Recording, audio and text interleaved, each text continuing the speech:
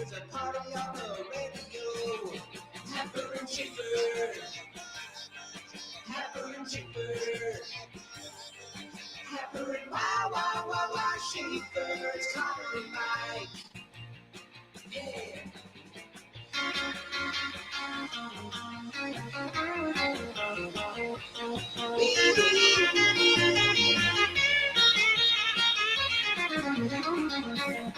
Happer and Schaefer. Happer and Schaefer. Happer and wow, Schaefer. It's Connor and Mike. All right, good morning and welcome in. Happy Wednesday. It's Happer and Schaefer here on 1620 The Zone, 1620thezone.com. Connor Happer, Mike Schaefer, just as that beautiful voice sang in the open, rocking and rolling as game one of the hockey finals is in the books. It was a good one last night. Debo already commented. He says, tremendous game of puck last night. I feel bad for the haters and losers who didn't tune in. Here's me and my relationship with hockey. I will turn on the television hoping to trying to figure out where we are in the NHL playoffs. You didn't know the series had started? No, I think I knew that we were in the finals, but I didn't know where we were. It turned out we were in game one. And for whatever reason, it just works out for me where I'll tune in like either the intermission between the second and the third period or like in the third period. And the game will obviously be incredible. And I'll be locked in the rest of the way. And then who knows what happens the next night. It has no impact on whether I will watch it in the future or anything like that. But I always enjoy my time watching the hockey. So I am not a hater nor a loser. Yeah. In this regard, anyway. I mean, I'm certainly not a hater. I cannot speak for the other one. I did not watch last night, not out of any sort of disdain for the sport or, any other reason. I didn't watch any television last night. It was like a no TV night. Oh, that sounds fun. I threw on a couple at bats for Cleveland when I had the opportunity to, but it was a relatively tame one. And so I knew the game was going on when I was researching for our show or looking up things for our show and other things. I knew that it was close and interesting. I don't have a TV in my office at the moment. And so didn't really have any way to watch it and didn't feel super compelled to go downstairs. No, I would never. I not that I would never, but I have never gone out of my way to watch the hockey. It just appears before me, So if I'm met with your situation where I have to travel great distances to watch the hockey, then I'm probably not going to do 80 feet and down the stairs. But I really liked it. It's funny. I actually thought about throwing a very different hockey topic on for like a 2-minute thing. Did you see that they are going to switch their All-Star game to like an international format to try to capitalize on? Have they not been doing that? I thought they were doing that. Switched it like 3 different times. Okay. I feel like in recent years because they have to try to capitalize on the Four Nations popularity and then the the World Cup here, or not the World Cup, the Olympic in the last. That's the only time that I feel like I really make hockey like a priority is when it's the United States play. Absolutely. Or if I'm going to a Mavs game, or if I'm in an NHL city and someone's like, do you want to go to a hockey game? I love being in person for a hockey game. Absolutely. I think it has one of the lowest like in-person to television translations ever. But like it's fine. It probably does. It's not like that. It's not like it's a bad television product either. Like it's a tremendous television product. It's an incredible live product. Yeah. Like the energy and everything is awesome when you were at, and part of it, every NHL game I've ever been to has been a 1-score game. Yep. That the winner has scored in probably the last 10 minutes of the final period. I can't say that of every Mavs game that I've been to, but of the 5 NHL games I've been to, they've all been terrific. And it's been great. Absolutely. I'm into it when I get around to it. That's for sure. Yeah, no, I think that's probably the best way to describe it. It's very convenient that the finals run the same time as the NBA finals. It's on the days where there's no NBA games. Oh, that's kind of how it's working. Do that on so I saw on Twitter of the schedule ABC has for the finals. So they have like the next 18 days. There's only 3 days where there's no NHL or one NBA. or the other. Yeah. Wow. Nice. So Look at that. it's gonna be occupied. Are there any days in which there are both? No, not at all. Wow. It's set up to air both of those games. I think last year the finals was on TNT, so I think NHL goes on different channels, unlike the NBA where it's just been on ABC for the past 2 decades. Okay. Well, that's good. Nice job by the NBA and the NHL for working with each other a little bit here. Also, in theory, these should be my 2 favorite teams going at it in the NHL. That's true. In the Stanley Cup Finals. I love Vegas, and I grew up around Carolina, so I think this is a great finals for me. This is a Stanley Cup Finals for me. Welcome to the show here on a Wednesday as we get you. We're halfway through the week here. A little cooler today, which is absolutely fantastic. Cool it down as much as you want. If there was to be the College World Series where it's 63 degrees every day, like I don't think that I would really complain about that. But I don't think that's possible. Going. It doesn't seem like it's allowed. No. And the high is 84 today, so I guess it's a little bit cooler. But today, coming up on the show, we'll have our regular Wednesday guest, Sam McEwen from the World Herald's coming up at 8:30. Lauren Michelson from KTV is coming up at 9:15 today. Also, new segment alert. We will debut a new segment. It is called TikTok Takes, where we will go. Now, Joey, did we figure out a way to go ISO cam? No, I have not. I got to talk to Nick about that. Okay. All right. Well, we'll work on it. Well, we could do the one guy, the solo layout, and then have it like that, and then just basically put no border on it whatsoever. Yeah. We could. That's an option for today. Yeah, we could do that. Or we could just leave everybody up and just laugh at all the reactions, which is sometimes a fun part of the TikToks. TikTok takes is our takes that are made to be aggregated. Okay. So boy, would we hate it if somebody screenshotted or screen recorded our TikTok takes and then put it out there on social media, for people to see.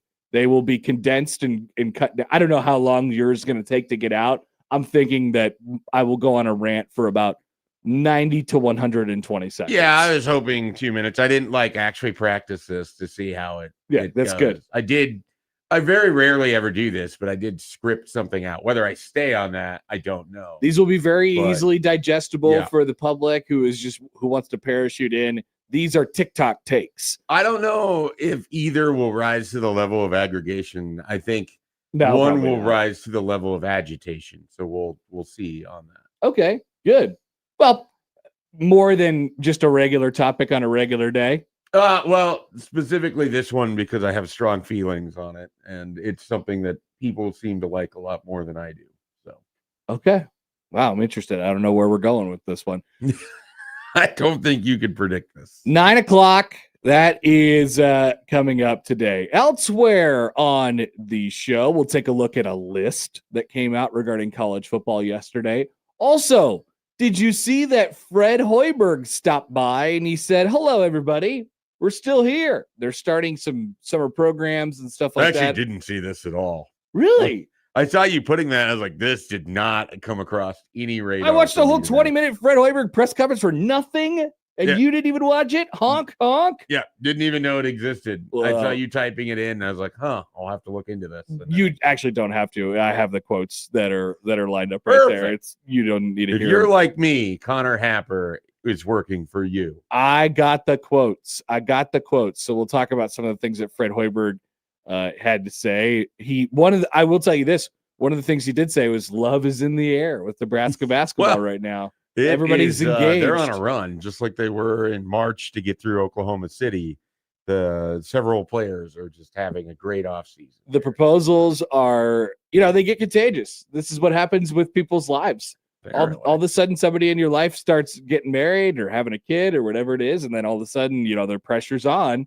And it turned out the pressure was very much on for Nebraska basketball players, like in the last 7 days. They're all maybe this engaged. is a component of the NIL era. You're just going to see a lot more proposals and people getting locked in early in life. I think there probably is something to that. Yeah. because they're a lot richer now. I said it in jest, and then as I was saying, I was like, there's probably more earnestness in what I'm actually saying than how my voice is saying. Yeah, I mean, a lot of people, the reason that they don't get married is because they're poor.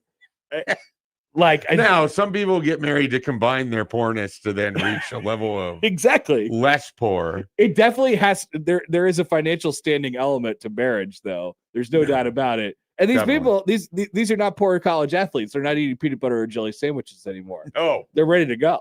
In fact, in most cases, they're getting engaged on islands. It appears. Oh, wow! I've seen the Instagrams.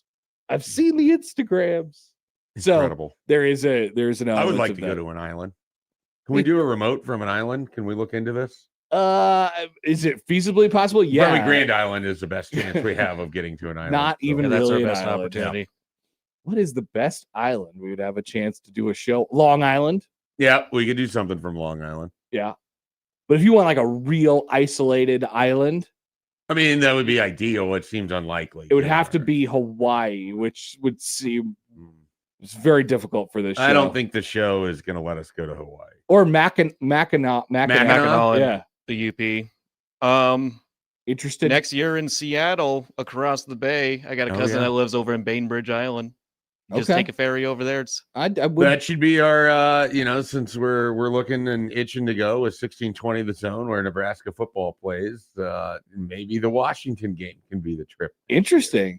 We have already bounced the idea of doing a show on a ferry, so maybe we could kill two birds with one stone. The Staten Island ferry? The Staten Island ferry or Joey's ferry that he was just talking about. Yeah, I like it. I like it.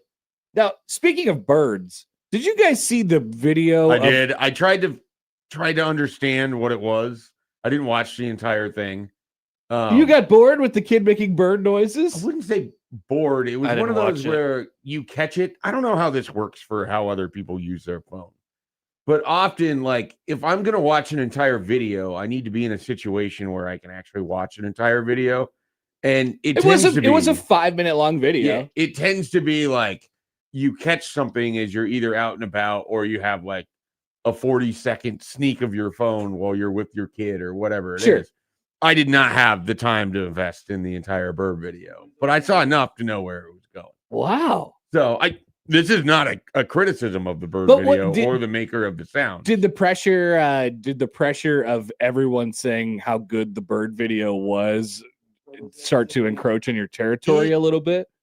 It struck me as one of those things that other people either were going to care about or pretend to care about more than I was willing to invest in. Okay. Which is generally about every internet sensation story. That makes sense. As it is. I thought it was funny. Don't get me wrong. Like the idea of it was entertaining. I just didn't invest more than I think what will end up happening. The crows, and then I was like, I gotta go. What will end up happening is there will be some memes that come out of it. Yeah. And you'll be like, oh, that's from the bird video from the kid at the elementary school talent show. It was wholesome. It was very wholesome. It was great. Which is unusual for the internet. I love the bird video. Try and cut out 4 additional minutes for yourself today and watch more of the bird video. Okay. Well, there's some Easter eggs in there. There's plenty of time since our breaks are a minute longer than that video. That's true. You could do 1 minute of the bird video each break, a break, and you'd be done by the end of the 7 o'clock hour. I can make this a challenge for the day. I can do this. Joey, what was the caller saying? Were they offering us an island? Yeah, it was just Grand Island, talking about Grand Island. Okay. All right, good. Well, once again, not an island, but we are likely to do a show from there. We are likely to do a show from there. We want to do a show. Yes, we'll be headed to Grand Island, I would think, at some point. Text from the 402, what about a sandbar on the Platte? Interesting. Good idea. When it's dry enough that it's, not really different than just being on land. Right. So or the Niobrara. I used to float down the Niobrara and then stop at the sandbars. The issue would be to have the electrical ability to do it on the sandbar. I don't know how you would sort of be able to pull. Well, people do it. People get electricity out there all the time. Yeah, they kind of set up camp out there occasionally. Yeah, I've seen it. It's been done. That's all we need. We need a power. We need a power. I guess you gotta have a source from somewhere. Yeah, right. But it's been done. Sure, but for a radio show, a little bit different than getting your electric skillet to work or whatever it is. No, it's literally just a plug. Okay. Yeah. All right. I assume there's a lot more that goes into this, and apparently there is. No, you, human being listening to this show, have the capability to host a radio show at your domicile or wherever. Wow. Absolutely, but with the professional equipment. Now, is the connection going to be good considering the That's debatable even in the best of circumstances. Exactly. So yeah, I think it's all doable. Okay. It's all right. We could theoretically do a radio show from anywhere. This is not me saying I wouldn't do a radio show from a sandbar. So I'm interested. Black Cat says South Padre Island. Here we come. Well, I mean, sure. That is a place that I never went for spring break in college, and honestly, did you go anywhere for spring break? Yeah, I think I went to we went to Vegas once. Oh, okay. His favorite place. It is my favorite place. It's kind of a stupid question. It's usually March. It's usually Happer. Yeah. It's going to be Vegas. I never did spring break though, and I am not at all embarrassed by that idea. Every time anyone else went to spring break, I'm like, wow, I am a genius for not going to spring break. Good luck with that, dude. It was like never even a consideration for me. I went with some buddies to spring training instead of spring break. I don't know if that counts for anything. And we got to hit Nebraska, New Mexico NIT game along the way at the pit. Now that is not spring break. It was absolutely incredible. I got offered Coke by at least a 45-year-old man sitting in the student section. So it was spring break. I turned him down, but it was an incredible experience all the way around. Okay, so Albuquerque is a weird place when you are like freshly 21 and have no idea what is happening there at all. Like and this is in the age where you don't have smartphones, like you don't really know it. Like you're just kind of wandering into a city and trying to figure it out. I miss it. We did the thing where we got a hotel room we waited until after 5 a.m. Got a hotel room so it would actually be for the next day. So then got an early check-in. Yeah, because we were driving kind of overnight from where we were coming from. And so the whole trip was just like, how can we do this as cheaply as possible? We're poor college students. And well, I bet the New Mexico Nebraska NIT game didn't set you back much. No, it really didn't. So we thought we were sitting in row 1 and it was going to be amazing in row 1 because the pit extends down. Yeah, it was the very last row in the entire arena. So we ended up moving to the very empty student section where I was offered Coke. Awesome. Yeah. By a non-traditional student. Not a student. Or a non-traditional student. Not a student who was very much enjoying himself watching a game that nobody else was. So nice. That guy was out of his mind. Very, very cool. All right. Well, tell us your spring break stories. Yeah, exactly. 402-951-1620. Why not? That is the way to get in touch with the show today. You can give us a call, send us a text on the Prairie Flower Casino Zone hotline. You can tweet at us on the Liquid Trucking Zone Twitter feed at @HappenSchafe, at Connor Happer, at Mike J. Schaefer there. Email us on the Equitable Bank inbox, Connor or Mike or Joey at 1620thezone.com. Once again, that's the Equitable Bank Zone inbox. And we say good morning to our YouTube streamers today. Good morning. Also, I'll have you know that Schaefer and I found a game that it's now taking over my feed because I think I clicked on it once and now it curates it. So that the new sports internet game of the day, we've moved on from Geo Sports and we are now on to something called 82-0. Yeah. All right. So you are offered a random generator of a decade. Joe, you would love this game. A decade and an NBA team. And it randomly generates the combination of those two. You have to select a player and create a starting 5. You select a player, it regenerates again, select another player. And with the goal of a simulator telling you could go 82-0, which it's a very, very, very high bar. Obviously 82-0 would be hard. 2 attempts, 68-14, and 56 and 26. I got 76-6 once last night. I was very proud of that. That's very good. I thought I was absolutely, because I knew once, like, there was one where you basically have to get LeBron and Michael Jordan together. But I don't understand the defensive component to this. I don't either. Because obviously, if you're just picking off of building the most points you can, I'm over here like, okay, I have Hakeem. I feel like I'm pretty good in low post defense. What does this mean for what I'm doing? Yeah, I mean, you could, in theory, try to put together a defensive team. I don't know that you would go 82-0. Yeah, I don't know how any of it works. So but is it's this- fun to just select? Is this an app on the phone or is this Well, on You the just website. go website. to 82 You do it on a- dash yep. or 82-0. Yep, 82-o.com. Okay, Or okay. 82-0.com. You do Okay. it on a web browser or Okay. on your phone.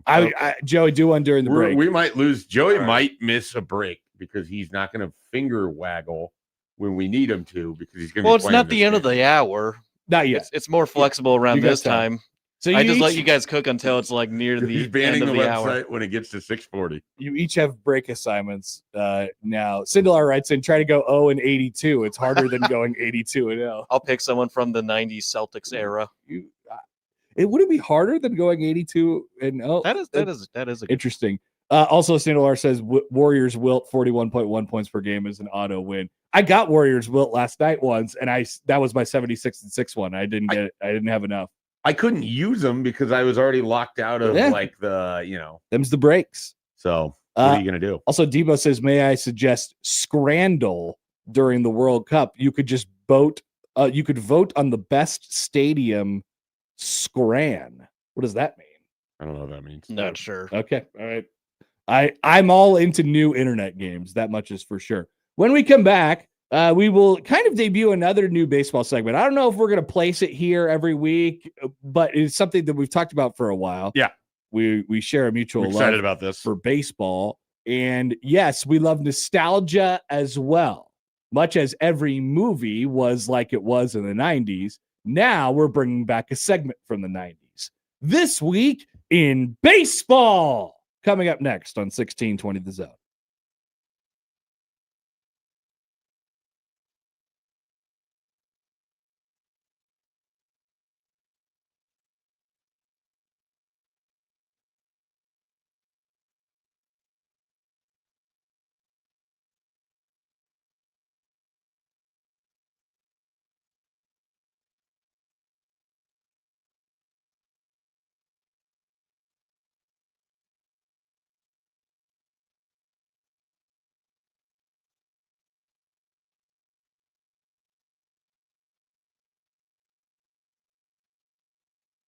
Warm and mainly dry for your winds. They expect partly sunny skies throughout the day. A little bit breezy with south-southeast winds gusting up to 25 miles per hour. Slight chance of a pop-up shower in the afternoon, though most stay dry. Highs in the low to mid-80s. I'm meteorologist Sean Everson from KETV Newswatch 7.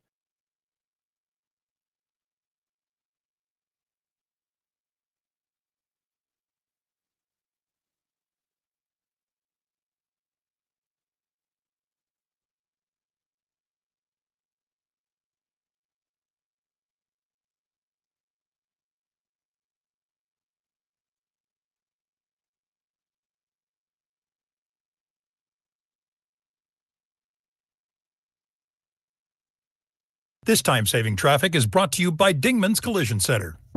Dingman's Collision Center is Omaha's trusted name in collision repair. Locally owned, family operated, and committed to your safety. With 4 metro locations, we're here when you need us. Visit dingmans.com to learn more.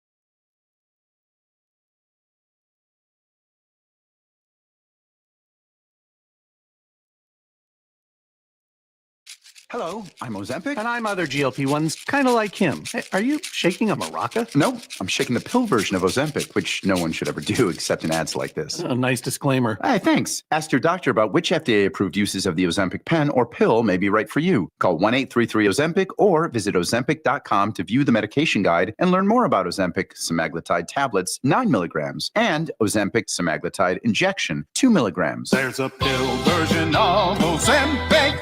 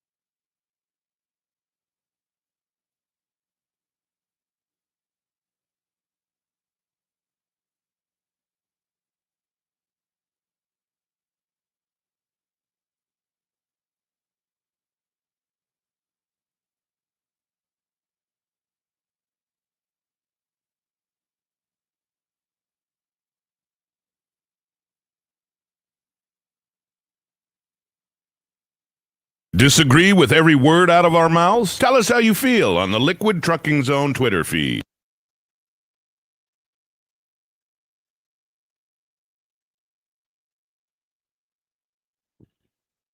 Another new concert coming to town. Motionless in White is coming to the Metro. The Sweat and Blood Tour with Dayseeker, The Devil Wears Prada, and Dark Divine. Wednesday, November 11th at the Chai. Tickets go on sale this Friday at 10 a.m. on Sportsline Conduct. We'll have your opportunities to win tickets this week as well. And you can double your odds and enter online at 1620thezone.com for your chance to win. I loved the segment this week, or the show this week in baseball, prior to watching the one of the two, I guess, nationally broadcast baseball games, the Saturday morning baseball game on Fox when I was a kid. This Week in Baseball was a part of that. People have grown up with all the eras of This Week in Baseball.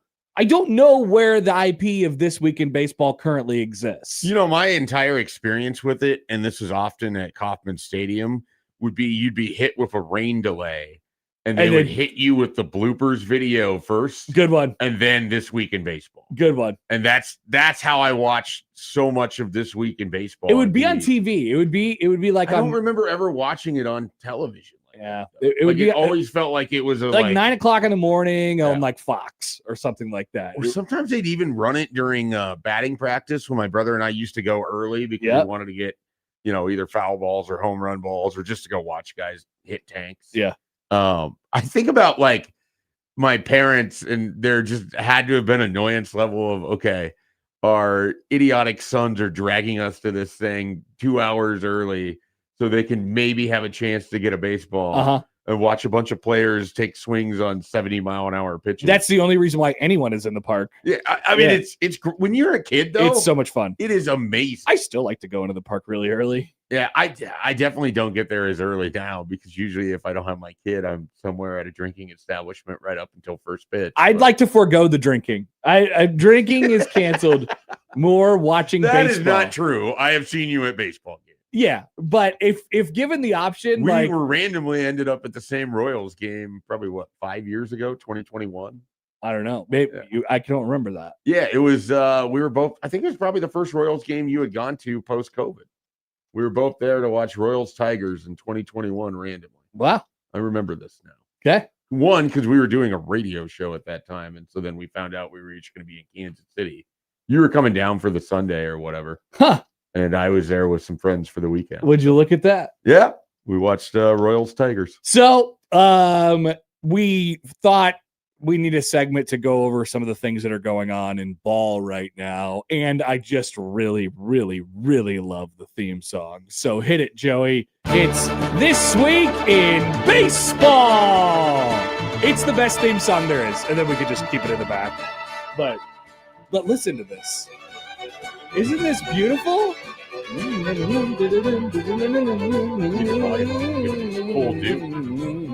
then it just goes on like this for 2.5 minutes. About 2.5 minutes. There was a whole prelude part to it too. It's like a 5+ minute long deal, and it gets cut out. So a lot of stuff going on right now. I would like to take a look at the ABS Challenge leaderboard. All right, how has the ABS Challenge gone so far this year? Fortunately, we have this website called baseballsavant.com, which is absolutely fantastic, and you can sort things however you'd like to actually do it. So you could do it by challenges won, challenges taken, and then it does like a net run expectancy and things like that. The most challenges won by a hitter at this point is Sal Stewart. Congratulations to Sal Stewart. Way to go, Sal. In the Cincinnati, as a member of the Cincinnati Who's the Reds. most challenges overall, by the way? He has the most challenges overall. And he's a rookie, which is fascinating to me. Right. This has not gone how I thought that it would, where I figured like certain hitters would just be told you are not allowed to challenge. Yeah, there is a growing like conversation about when to do it and who gets to do it as we get more data on it and stuff like that.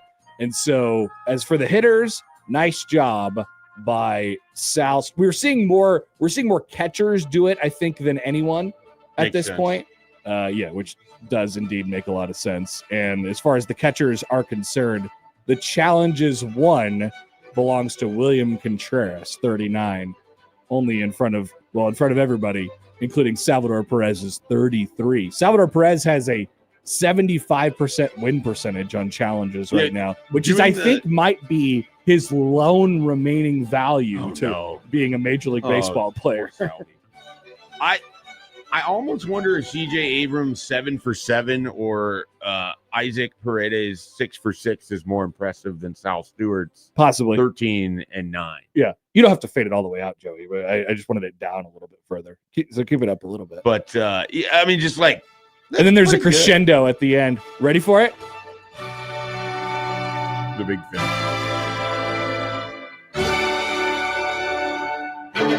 Sorry, segment's up. No, just kidding. That is pretty great background. It is a great background song. I love the song. It's honestly, this is just a shameless excuse for me to play the song. Fine by me. It's a shameless excuse for us to talk baseball. And I love the Baseball Savant leaderboard. We're going to check on a Baseball Savant category once a week. What are some baseball things on your mind, Mike Schaefer? Well, I have a few in here. We'll go to this one to start with.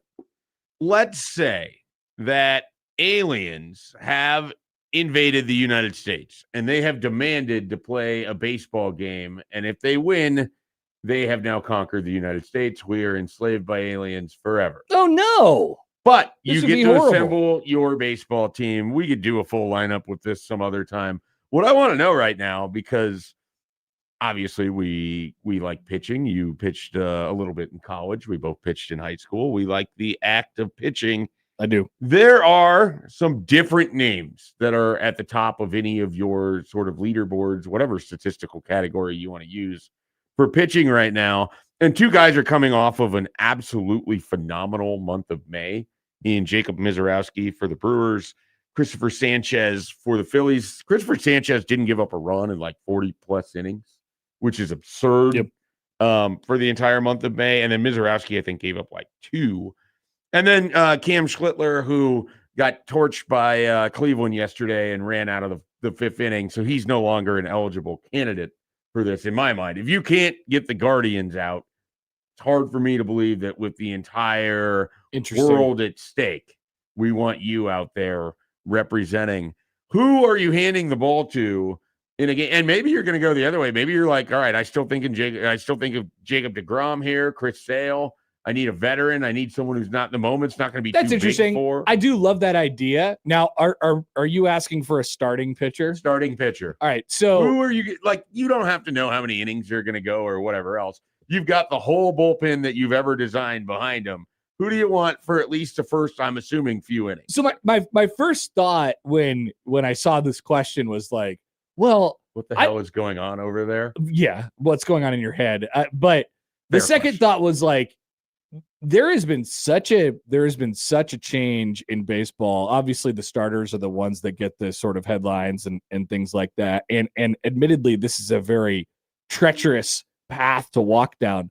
The reliever, but I was thinking like, okay, who generates the most swing and miss? Who generates the least amount of hard contact and stuff like that? And so I pulled up the list, and they're basically all relievers. Yeah. And, well, their sample size. their sample size is down, obviously from starters for that reason, but also because the life of the reliever is so short lived.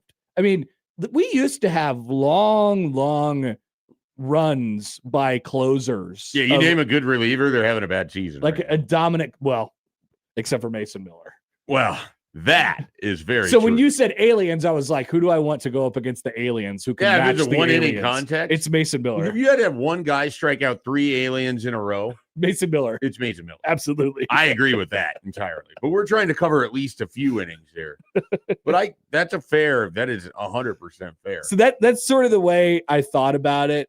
God, there's really good young starters at the moment. I don't know where I would sort of go with this for like one starter in a one game situation right now, because we've kind of had like a changing of the guard a little bit as well. Some of the guys who have had a bunch of playoff success and whatever have moved out or hurt. I mean, pitching in general is just a thing to stay around. It's hard. It used to be you needed your guy to cover 7 innings, and that was what a stud, 7, 8 innings. Now, if you've got a guy who can give you 5 scoreless and you turn it over to your bullpen of nondescript 95 to 102 mile an hour throwing players that can cover the next 4 innings. Yep. Like that's the Milwaukee Brewers strategy, and it's winning a bunch of games. You're trying to match up the aliens with the aliens. Yeah, basically. If you could at all do so. I mean, I'm looking at like the plus, like how much better have you gotten year over year, like that type of thing. It is just it's all basically relief pitchers. So that I guess to not dance around it anymore. My answer to your question would be Tarek Skubal. Okay. But I know he's hurt right now, and there's some questions about Yeah, I mean, if he wasn't hurt, I think that'd be an incredibly fair answer. Yeah. So I have no problem with that whatsoever. I don't know how I would go with this. I don't know that I believe in Jacob Mizorowski to with the world on the line, but the guy has been absolutely incredible, and it's very hard for anyone to hit him. Tarek Skubal, even though he's hurt right now, has this thing where like I really, really love, because he's a giant mountain of a man. Like he's a big guy. He's a big person. He could throw for long periods of time. It's all power. My favorite guy growing up was Roger Clemens. I loved Roger Clemens, and he wasn't quite as physically imposing as probably Tarek Skubal is. Well, I mean, he was a big guy though. I mean, it was just like all power. Powerfully built. He was just all power all the time. And then he's going to chuck bats at Mike Piazza. Yeah. He's probably not a good dude. Obviously, like roid rage. Like I didn't care whether he was a good guy or not. I just care whether he struck dudes out. He was that was awesome. Your guy, huh? Mine was Pedro, which is a very different build. Yes. But has all of that tenacity in everything else that he ever does, to the point that he was going to definitely throw what is that guy's name? The bench coach for the Yankees that he chucked into the ground. Don Zimmer. Yeah, I couldn't think of his name. It just looks like a giant bowl of mashed potatoes. As I grew up, I found my love for the changeup, and then I found my love for Pedro Martinez. After that, incredible. But yes, I think that would still be my guy right now, even though there's some questions about what his future is going to look like with Skubal. Speaking of, how many teams are actually viable for trading for Skubal? I mean, we know the Dodgers are going to be interested because, of course, they are. Yep. wonder if there's like an organization that views this as you just get them for half the year and you're going to lose them in free agency. If it's worth it, be fascinated by that. I don't know. I'm not sure how the Tigers are going to do it either. I mean, they're terrible. They're not going to contend. They're terrible. They're terrible. I don't know. Like, I don't know. They might. Well, they've already put their things out to the insiders that they are listening to offers and very open to moving. Well, I mean, why wouldn't they? They were open to moving them last year. I just mean, like, I don't think they have a big turnaround. Like, they're kind of a mess. I don't think they think they're going to win. But I also think they would have, like, I think they're trying to paint the picture that it's going to be difficult to extract him from their roster. Yeah, I mean, that's right. But it should be. I mean, if you're adding him, you're giving yourself an incredible chance in any short series and then potentially 2 starts in any long series in the postseason. The PR on him isn't great right now. Like, obviously there's the injured part of it, but what he did with the whole World Baseball Classic thing, and like, I don't know. I don't know that he's like in the most advantageous position at the moment. But yeah, he'll end up somewhere. As a guy whose team has faced him twice or 4 times in the last 2 years in the postseason, he's a freak. Legitimately terrifying in every way. He's a freak. Ask Stibbs as well. Yeah. Mariners fans. Well, they're one of those teams where it's like, even though their pitching is good, do you put together a package of some of your young guys to just go grab Scooble? Our first place teams on June the 3rd, by the way, yesterday was Lou Gehrig Day around baseball, which is cool to see celebrated. So Tampa is somehow still really, really good. They're 14 games over 500. They lead the AL East. The Yankees are obviously 1 game behind them. Cleveland is in first in the Central, 2.5 games ahead of the White Sox. The Mariners are 2.5 games above the Rangers. The Braves are 9.5 games clear of the Phillies. The Brewers are 5.5 games clear of the Pirates, and the Dodgers are 6 games clear of the Padres at this point. So we have some divisional leaders that are off and roll into some very, very good starts at this point in the year. We know the AL Central is going to be tight all the way through, just because that's the way it is. And I think the West is probably going to be that way as well. Is it unless the Mariners just rip off? And now they've won 8 straight to go from, what would they have been? 25 and 29 to now 33 and 29. The NL East has just been one of the better divisions of baseball over the last several years. Looks horrible outside of Atlanta right now. So that's one where, if I'm pinpointing it, like, they could run away with it.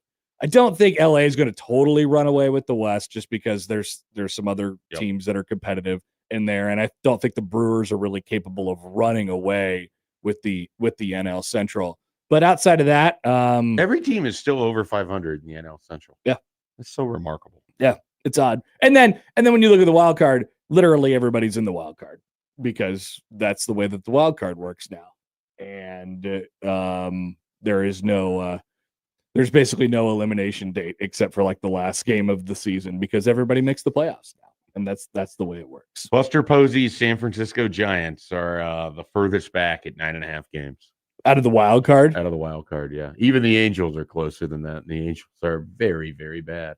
Wow. Yeah, even it shows you how bad the Giants are. Even the Royals, who are half a game better in the loss column than the Angels right now. And a half game worse than the Tigers. Dear Lord. Terrible. They're terrible. That's my Kansas City Royals, ladies and gentlemen. All right, that's this week in baseball. We'll try and, tighten it up going forward. When we come back, it's basically this week in basketball. Game 1 of the NBA Finals tonight. It's Wemby time. After this on 1620 The Zone.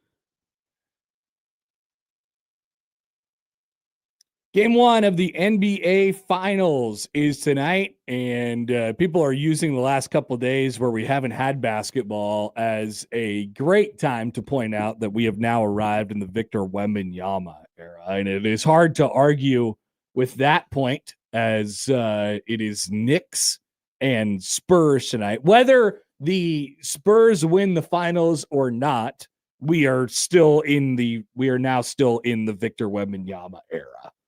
He has arrived. Henceforth, he will be the best player in the NBA. And the only thing that could stop it is, unfortunate things that we don't really want to talk about. They could, if the Spurs win this here against the Knicks, could have 4 straight decades in which they have a title. Yeah. Which I don't think has been done by a whole heck of a lot of sports franchises across cities. Really? Yeah. Which is incredibly remarkable to me when I sit and I think about it. Like, obviously you get sort of fortunate in 99 that you get it right before the decade ends, but to do that across 4 different decades to win a title is truly incredible luck for that franchise. All the different things that have to break your way, in addition to having, Popovich and everything else. And they were only truly bad for a couple years in between. It was like when they were bad, they maximized being bad. Exactly. It's like, oh, we have David Robinson. He's hurt. Well, this works out in our favor. We now have Tim Duncan and David Robinson. Yep. And then they were bad after they got rid of Kawhi, basically. Yep. And for a brief amount of time. For a very brief moment. Yeah. The DeMar DeRozan trade. Here they are. They are back. This is from Brian Windhorst's story today on ESPN. One veteran NBA head coach said of Wembanyama, quote, "He's Shaq. He eats clean, worries about how his water is filtered, and doesn't break backboards like Shaq did, but he presents the same problem. None of us know what the hell we're going to do to stop him." You want to talk about aliens? Yeah, no kidding. It doesn't make any sense whatsoever. I don't really see how he's not the best dude in the league. And now the thing that is different with him, and I guess we'll see because he's still a very young guy, like what will happen with him and his brand. The NBA stars have always sort of had that to him, and he could cut out his own, sort of path, much like Giannis did. Giannis was a quieter guy, oftentimes drew comparisons to Shaq, right? And stuff like that, and played for sort of unassuming franchise. So maybe his path is similar to that of Giannis's path, but I do think his star is going to be bigger. People have been asking the question over the last couple of days, could a non-American, be the face of the NBA? Like, yes, it's happened many times before. That's not even I don't even think of American or non-American. I don't as either. It relates to the NBA. I don't either. He's just incredible at what he does. The biggest question I have with him is, how does his body age? That's basically what it is when you're that big. Yep. Like, it doesn't take much for things to become a problem with your feet or your knees or your ankles or whatever. And it's hard when you're that tall. Matthew writes in, why do we seem to rush and crown a player after a season of greatness? Don't get me wrong, Wemby is extremely talented, but can't we give him some time before crowning him the next GOAT? I don't know what he's going to end up being in his career, but we are in the Wemby. Yeah, you don't have to call him a GOAT or not. Yeah. I don't care. He's just going to be a problem for everybody to deal with in the NBA going forward, whether you think he's the best or not. Like, I think the best of all time, we have no idea. Yeah, I don't even care about the best in the NBA right now, the most unstoppable in the NBA right now. I don't even think it's really a conversation. The player that everyone would trade anything they have for the rest of the 20s. Absolutely. We'll see about the 30s. No question. Absolutely. And speaking of brand, by the way, he is a shoe free agent this summer. His deal with Nike is coming to an end. So get ready for that. Maybe he'll do the decision and pick a shoe. A size 900 shoe. Well, shoe deals are all the rage. And then there's the Knicks, who are going to be bing-bonging all over the streets. They are. I didn't know that. They are. It'll be fun. And I definitely can't wait till it goes to the Garden. I'm very, very excited about this. Yes. All right. 6 o'clock hour down. Let's do another one. And then 2 more after that. Back of this on 1620 The Zone.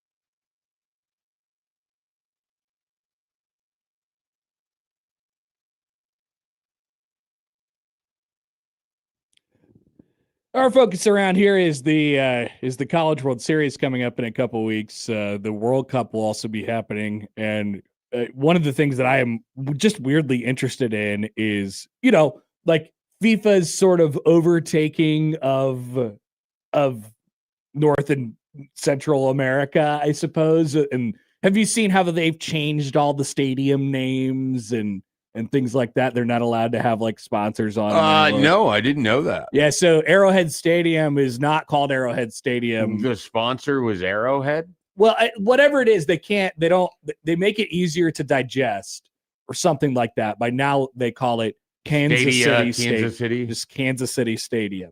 Okay. Yeah, Foxborough's Gillette Stadium got changed to Boston Stadium. Yeah. It's not even in Boston. And so like when you put it, when you put it on your Apple Maps or whatever, and you're trying to go to Arrowhead, it doesn't exist. It's just Kansas City Stadium right now. They've overtaken Apple Maps now? Yes, everything is different. That's a little ridiculous. Everything has changed. Wait till they commandeer their streetcar as well in Kansas City. But a while ago, we talked about the hotels and the prices. And how's that going? We were sort of like they're still high on game days, but I would imagine it's getting to be a little nervous time for the hotel people in these cities who thought that they were going to make an absolute killing off of World Cup goers during this time, and maybe just aren't going to get quite as much as they thought. I kind of wonder what like Kansas City, like Royals baseball, if attendance dips during this time period, because it's probably too expensive if you wanted to go to a game, stay over. Gosh, I would imagine that they had to be out of town when there's games there. Yeah, that's true too, because of the way those stadiums sit. Yeah. But it's a multi-week thing. Like they can't be out of town forever. No, I mean they'll come like when there's not games. You come back. Yeah, because they have some prelim games and then they also have a quarterfinal. Really looked into that when isn't it a husband and wife duo that makes every schedule for baseball? Oh yeah, isn't that how that works? Yeah, I swear I've seen something on that. I wonder if they factor that into this. I would imagine they do. I would imagine they think of everything. But yes, there's a story out this morning on The Athletic about hotel prices and World Cup host markets and how like Kansas City, by the way, is one of the more expensive markets, just because I think the desire for it is so like Kansas City is they're loving this. And they got a great draw as far as the teams that are there as well. And they're centrally located relative to a lot of these other ones where you kind of more all over the country. So in Kansas City, one of the smallest host cities, prices on the nights of the World Cup matches are more than 2.5 times higher than their regular levels. These prices are among the most expensive across all June and July dates in the 16 markets in the data that The Athletic ran, which is, I believe there's only like you can't do all hotels for all the areas. So they did like the surrounding areas. So it says the rates shown reflect average for all Wyndham hotels. I was going to say you have to pick a brand within 25 miles of a city's World Cup stadium. So there you go. You can check out that story on The Athletic this morning. All right, let's talk about some Husker football, or not Husker football, I suppose. Ranking college football's top 100 newcomers for the 2026 season. Yes, that's right, ladies and gentlemen. Welcome to list season. We may have already been here. Yeah, I think we've been here for a little bit, but this another new list for us to go through. You pop into the list, you hit Control F, you type Nebraska. Let's see. And Connor Happer, what do you see? There is one hit for Nebraska, but it is not a Nebraska player being on the list. It is a little a blurb about former Penn State, now Virginia Tech quarterback Ethan Grunkemeyer, which I like to say. It said 2 of his highest graded performances were against Nebraska and Rutgers. Yeah. So even the one time Nebraska is mentioned, they're mentioned alongside Rutgers. For some reason, it immediately made me think about how one of the starkly funny things in the NFL draft is we talk about how Nebraska doesn't have players drafted. But they always show up on the tape. Highlights seem to come for Big Ten players in their game against Nebraska or games against Nebraska. They always show up on the tape.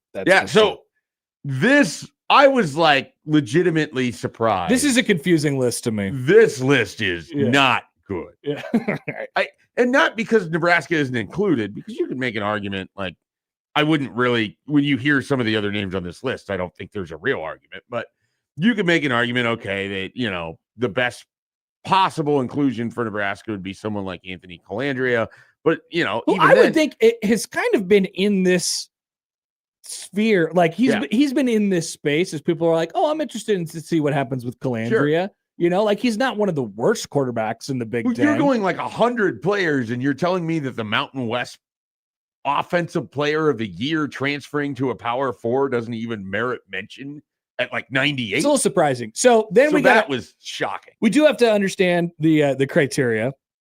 Each player, this is a list done by Billy Tucker from Admittedly, ESPN. this is a name I do not know. I do not know Mr. Billy. Mr. Billy. Each player is ranked based on a team's need and what physical skill set they bring to their new team, which is another very vague descriptor of what is going on here. So they're ranked on being a football player that plays a position and physically doing it. And there's like a level of importance here, I guess.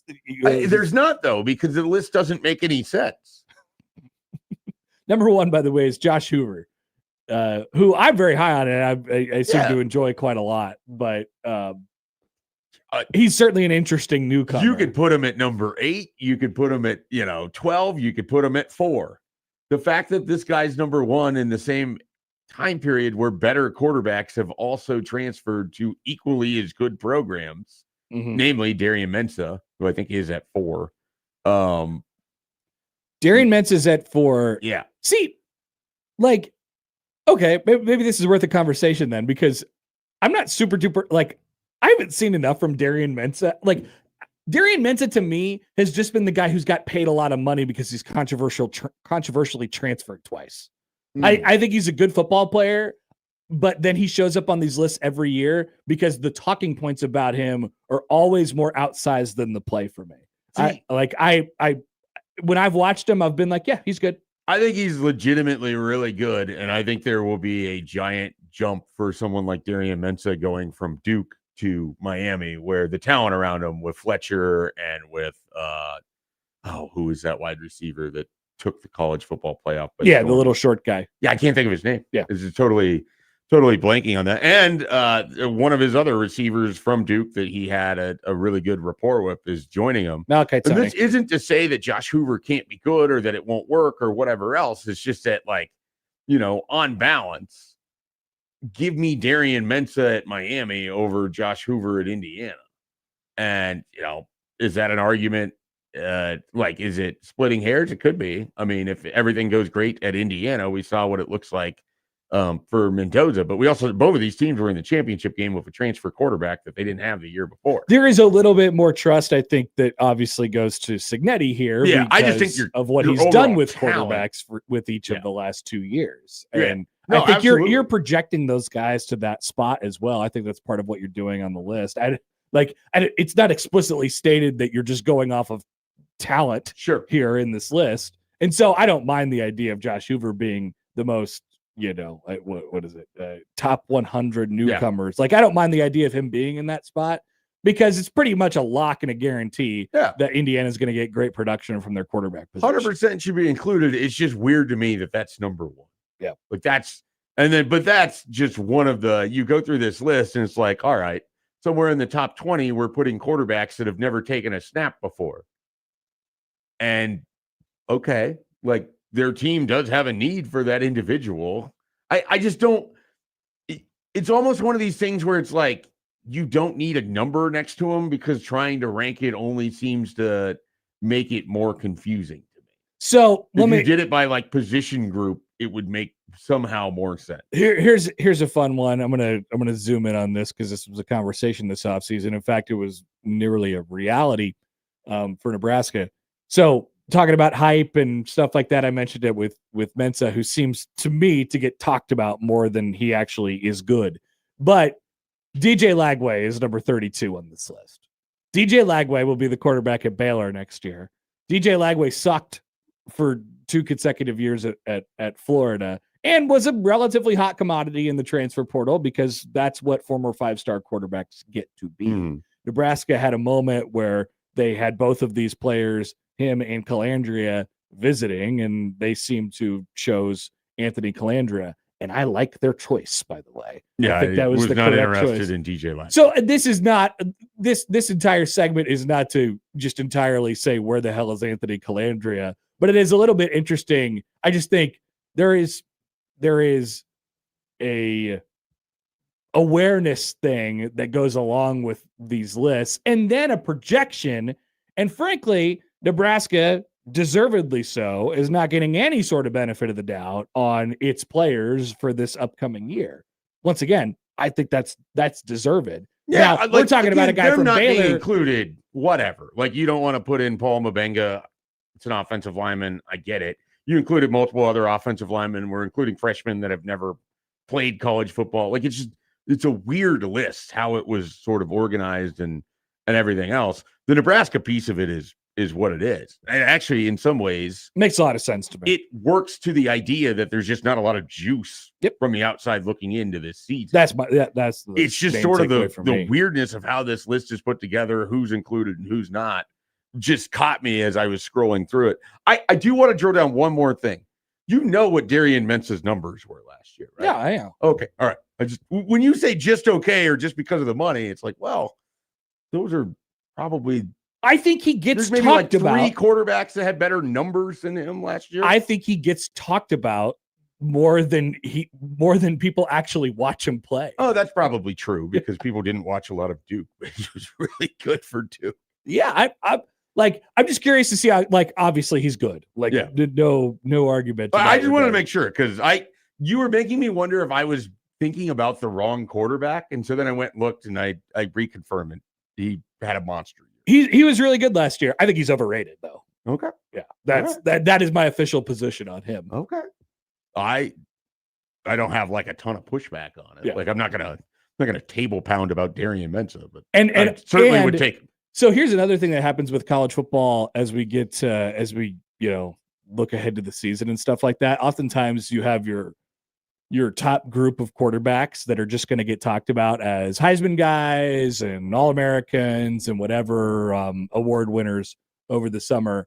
And then when the calendar turns from September to October, those quarterbacks are all gone and they're washed away and they get brought, the ones that are actually, having great starts to their season sort of take their place and the Heisman odds board changes and stuff like that.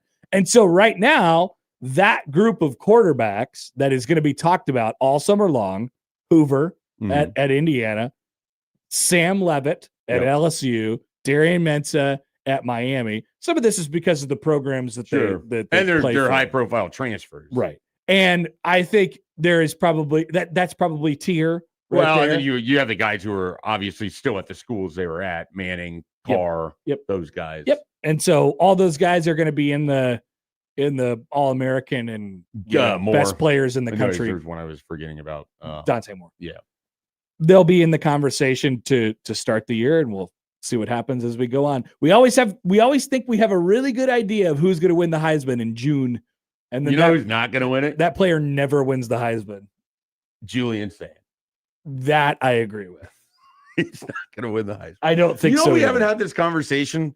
Ohio State's offensive coordinator is going to be Arthur Smith. Yep, that's not very inspiring.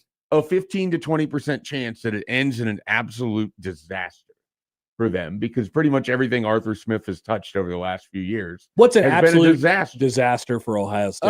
Well, I mean, if their offense doesn't get they didn't. For as good as Ohio State has been offensively and for as many weapons as they have, and for as light as their schedule was post-Texas, like in between Texas and Michigan a year ago, they didn't exactly light the world on fire offensively. And so if they struggle again in a much more difficult schedule offensively, like you're going up against the Indianas and these other schools and you're struggling to put up points, like, again, disaster at Ohio State. That's what I'm saying. A good season anywhere else. Good seasons don't cut it there, though, especially with that amount of talent that you have. I think they could be pedestrian to bad on offense and still go 11-1. No, not in that schedule. Okay, here's their schedule. They go to Texas. They go to Indiana. They go to USC. They have Oregon at home. They go to Nebraska. They have Michigan at home as well. Last year, they had Texas at home. They went to Washington. They went to Wisconsin. They had Penn State at home. Obviously, that took on a little bit of a different light as it's a big difference. Season. It is. It is a big jump. Yeah. I think if they have the similar offenses they had a year ago, they will not go 11-1. And that offense was fine. Like, certainly not bad, but just fine. Michael's yelling at me because I think Darian Mintz is overrated now I think that's why he's yelling at me. But you never know. Ohio State's going to be fine. I don't know why I don't know why we do this. I think they're still a college football playoff team. Right. But if they're not, period. I think you can probably draw a line to why, and it's one, the schedule's harder, and if Arthur Smith's offense isn't good enough, like if they don't score points at a level where they need to, that's a tough schedule. I've seen them have offenses that just don't work before, and not recently. They find don't work as strong, but they find a way to win these football games based on their pure talent. I probably sound like I'm just a person ramming my head into a brick wall again, when they play football, but like they're inevitable. I'm sorry. There are varying levels of good and whatever for them, but they're better than 95% of the teams in America. Yeah, no doubt about it. The problem is, like I said, with that schedule, they're getting more of the 5% than they did a year ago when they didn't play football at the level that you come to expect from Ohio State. Mm-hmm. Part of it is that standard they've set for themselves is so unbelievable, right, that when you come under that, it seems noticeable. They'll be in big games and they'll find a way to win a couple of them, and they'll end up at the very worst 10-2. Yeah. Well, that's kind of an interesting line right there with, like I said, with that schedule. 10-2 probably seems most likely, or the worst case scenario maybe. But if Arthur Smith is Arthur Smith, it could be 9-3 or worse. Husker writes in, he says, Schaefer, put it on the board. The Huskers beat the Bucknuts. Put it on the board? I am not putting that on. That's what Husker wants it on the board, on his board. I don't know if we have a Husker board going. Do we have a Husker board? Nope, we do not. We probably don't have enough bandwidth to have individual boards for listeners. We most certainly do not. Although I do like the idea of a listener board. I do like the idea of your guys' predictions being tracked. I love that idea, and I want to broach doing something during football season where we have a weekly segment where we make predictions, you and I, and we have someone that calls in with a prediction. We track all of these each week. We see how we do. We just have to figure out what it is we're predicting and how we're scoring it. Okay. It's got potential. Oh, yeah. Husker can make predictions later on and will be tracked. Oh, yeah. Oh, I mean, we could write stuff down. That's for sure. Oh, we like writing stuff down. We do. And now we can type stuff down. We have Joey to help us write stuff down. Field trap memory over there. So anyway, Nebraska doesn't have any players on the list, and they don't deserve any players on the list. I wouldn't say they don't deserve any, but I mean, it just makes sense to me why they don't have any players on the list. I guess I should say that. It makes a lot of sense to me why they don't have any players on the list, because this list, as ill-fated as it was made from, the idea of which it's made around, like, okay, but if you're doing it from this perspective, then Nebraska has no benefit of the doubt with anyone right now from a national perspective. Nobody is going to go out on a limb this year. I'll say this is a quote unquote prediction. Like, no national people are going to go out on a limb this year and say really anything about Nebraska. Nobody's going to be like, hey, I like Nebraska to, be 10-2 this year. And maybe there is like 2 or 3 people who come through this summer and will be like, I think this is going to be the huge flame out dumpster fire year for Nebraska. But I think where the position that Nebraska's in, given what they have been under Matt Rule so far, they are like steady and sturdy as a bowl team, and nobody's going to go out on a limb and be like, I love their upward trajectory. Sure. Unless Matt Rule gets the media honks going with him, which he might. I'm not sure. He could get McAfee going with him. Probably. Here at the CWS. McAfee's not like a huge prediction guy. He just likes to yell. And yeah. He's just got a blowtorch is basically. But like, I'm thinking about any of the tight shirt guys that do TikTok videos. Any of those guys, and he's really tight with the pickle guy. And so the pickle guy, if he comes over the summer and says that Matt Nebraska, Rule's really tight with the pickle guy. I think the pickle guy like played for him. What? I'm pretty sure he knows the pickle guy. JD Pickerel? JD Pickle. Yeah. I didn't. Isn't that guy like 5'4"? I have no idea. There's no way in hell that guy played football. Maybe I made that up, but whatever. If he comes through and is like, I think Nebraska's going to there's a different group that you're thinking of that did come through to visit Matt Rule that maybe have some connection to him from the Northeast. JD Pickle played for Baylor and was a wide receiver. No kidding. Yes. Is he 5'4"? He is not 5'4". He played for Matt Rule in 2018. Incredible. Yeah. I had no idea. Yeah. JD Pickle. That is the guy. It doesn't say his I never height. see his stuff ever. It does not say his height on here. But he does not break through the algorithm. So if he comes through and is like, "Hey, I love Matt Rule and I just have so much confidence that this is the year," then you could take that with a grain of salt. But I don't think anybody. You're preemptively selling against JD Pickle's prediction. I just don't think anybody's going to do that. I just don't anything. I don't think anybody's going to go out on the limb for him this year. I don't know that it's going out of the limb to put Calandria at 95th on a list of 100. Yeah, that sure. But yeah, no, in the larger sense, I completely agree with that. Yeah, like I don't think that's a bad thing either. Doesn't have to be. No. Like you do your thing and you show up and you win football games and people will talk about you. Yeah. And if you do your thing and you show up and you don't win football games, it'll be what it's been. Comment from Bada Bing, pickle at Baylor. There was a pickle at Baylor. Indeed. JD, that he wants people to not say pickle by the fact that he pronounces the K in pickle. Oh. That's how you know. All right, we'll take a break. Back after this on 1620 The Zone.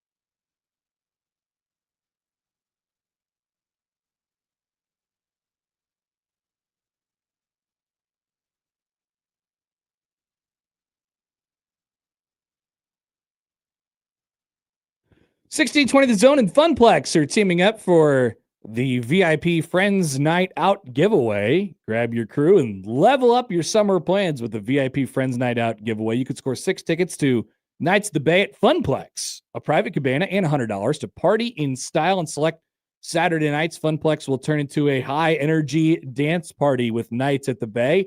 This week in the music lineup, it is DJ Montez Beats, which is pop EDM for the 2010s. Enter now at 1620thezone.com for your shot at the ultimate VIP night out. Check out the Nights at the Bay concert series at Funplex, which is now underway. Why? Because it's the summer, you dummies. You could tell by our summer open. It's the summer. Also, another example of how you could tell it's the summer, the Madden cover. NCAA too. You guys are gonna love who's on the Madden cover this year. Oh, I love it already. You could tell in Joey's excitement that he loves the Madden cover. Bring back the Madden curse. Bring back the Madden curse. Is that the Hammond skyline in the background? It is. And it's Caleb Williams jumping over. Well, it's just depicting him jumping from Hammond with Chicago in the background. So it is Chicago in the background because he's in Hammond He's jumping on a trampoline. It does appear to be a view from the southeast. Yes. Beautiful. Caleb Williams will be on the cover of Madden this year with the full reveal. RIP to his coming season tomorrow night at 7:00. Is it really a curse of a guy who had like a 58% completion percentage and a bunch of flukish kind of touchdown throws? No, usually the case is injuries happen. Regressions? Injuries would happen on the season for that. I don't want injuries for Caleb Williams. I want him to be the exact reason why they're not as good. So we need to check in on the Madden curse here. Because I'm not sure it still holds This is a up. deep dive that tells you it's summer. I love this. Saquon Barkley last year, he was fine. Yeah, no, he did not have a good year. He was okay. It's promising. Christian That's McCaffrey, he got hurt that year. Oh man. Oh, didn't he? I mean, he had an injury. So season. his was he 24? That'd be the 24 season, right? For Christian McCaffrey. Yeah, he did get hurt. You're right. I believe there's a Wikipedia page for the Madden curse. There has to be. Anyway, just wait till you get to Peyton Hillis. Josh Allen did not succumb to the Madden curse. He is Madden curse proof. He kept not getting to the Super Bowl, but he did not have a Madden curse. That raises, I think, a very important question. If you already play for a cursed franchise, can the Madden curse even really affect you? Are you just sort of like, can you be double cursed? Yeah. Should we check with the Etsy witch on this? Well, today's Friday guest, the Etsy witch. The Etsy witch is going to get some calls on this for Caleb Williams. From Matt McMaster, that's for sure.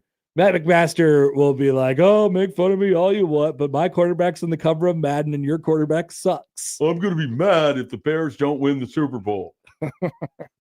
Here are some other. I don't know the status of each of these guys' season. You tell them, Joey, and I will guess. Tom Brady on Madden 22, so for the 22 season. Was that his last year? I think that's his last year. Tom Brady. Oh no, this is for the 2021 season. 2021 season. Right. Tom Brady and Patrick Mahomes each had a cover that year. Lamar Jackson 2020. Patrick Mahomes 19. Antonio Brown. Mahomes didn't have a curse. Antonio Brown was in 20. Yeah, well, that feels like a long time ago. Tom Brady, Gronk, Odell Beckham, Richard Sherman, Barry Sanders, Adrian Peterson. Barry Sanders was like a legacy cover. This is the other thing. They do like 9 different covers now, and it's just really, really difficult to What'd keep you think of track of. What'd you think of the college football cover? Did you see that with Kirk Cinetti? And there was 2 different ones. Yeah, I like Siggs smoldering in the front there. Someone sent me a tweet that basically said that it looks like it's a 90s soccer movie where the coach is just angry at the hapless players around him. Absolutely. With the expression that's on his face. 100%. I couldn't unsee it once I saw that. Kicking and screaming. This looks like a movie trailer for a 90s sports movie. Kicking and screaming featuring kids. Kurt Cignetti, which that's pretty good. I like that idea. Yeah. Somebody texted in from the 402, what's your favorite Madden cover? Whenever I think of Madden, maybe this is just, it's obviously an age thing, but there was 2 straight and I played the games, but I really remember the covers. That's when we had covers because the covers were actually physical covers. It was back to back. Oh, Madden 04 and Madden 05. Michael Vick, Ray Lewis. I remember I could Played see both those of those years. I could see those covers in my head right now. I probably played the Ray Lewis one a lot more because that feels like the last year that I played a lot of Madden. Because then I kind of transitioned to playing significantly more NCAA at that point. For me, it kind of even goes back to like when it was just John Madden on the literal cover of those 64 games when they were coming, or even the SC, like the Super Nintendo. I remember going to my cousin's house and being so jealous they had a Super Nintendo and we played Madden. And you do like the draft thing where you were a rookie and you were trying to run the 40 time by pressing A and B as fast as They you still have could. the mini games a little bit, I think, but they're a lot more intuitive now. Eddie George. So I guess that makes Eddie George like the first actual like cover athlete. Okay. So that was Madden 01. Man, when you were gone for this and we had the Jet Award, I was explaining to Tim Dwight why he was such a Madden cheat code with his 99 speed. Too fast. And you would put him at like the fourth wide receiver spot and he'd get matched up on a linebacker or a safety and he'd have like a streak route. And it was so easy. Absolute cheat code. Just dropping in dimes to him. He's like, I did hear that a fair amount from people. Hey, you like suck. they maybe didn't know my career, but they knew that I had 99 speed on Madden. You made me throw a controller through my television one time because my friend beat me and he was really in my face about it because he was you. Tim Dwight. Fred Hoiberg has checked in, ladies and gentlemen. Speaking of Iowans, it's great to hear from Fred Hoiberg, who is going to be the star in a new movie. Yeah. Have you seen this? We haven't talked about this at all. I'm amazed you've not brought this up once. It's great. Yeah. No, I got the email yesterday about like the media members if you wanted to go, and it's like, yeah, I'm not making that list of less than 10. No, I'm also not driving to Lincoln for it, but yeah, this is it's a very cool thing that they're doing. The Nebraska ball movie, which I assume is just going to be a mix of all of the cinematic recaps or the stuff that got I just left hope on it the gets cutting room released floor. onto somewhere afterwards. I'm so sure I it'll can be watch. on YouTube. Yeah, right. You would think. They've been doing little teasers over the last couple of weeks. I think they've been mildly enjoyable. Like I do like seeing the behind the scenes stuff. It's really good. And that team had a great personality last year. It was a fun one to watch. So this one is decidedly different. A bunch of married / engaged men now on the team. And then Fred Hoiberg, one of the first things he said yesterday was, we're going to have to make up with some leadership. Obviously, you lost Rink and Sam, which are a big part of that conversation. This is the position that everybody is in basketball in the summer. You like right now is very, very, talk to any coach right now is mega important. You have to figure out what you're going to be, what your team dynamic is going to be, and all these different things right now is really important to be in there. And they're doing some stuff in the weight room with their new strength and conditioning coach. So the main, I think, extraction, I think, from me yesterday, here's a quote from Fred Hoiberg about scheduling. Quote, "We're trying to get a home and home with a high major team. We're having a lot of trouble getting those games set right now. Everyone is playing neutral site games. We have some of those in place. We're working on some others. We are trying. We're having a lot of trouble scheduling high major games." Then he continues, "Those neutral site games are important for a team like us. We have to do everything we can to compete against teams that spend a lot more money than we do." End quote. Well, I mean, I guess there was even a little bit more from Fred Hoiberg talking about scheduling, but you know, as the schedule is laid out, you have a game every year with Creighton. You have this one-off Mohegan Sun Providence thing.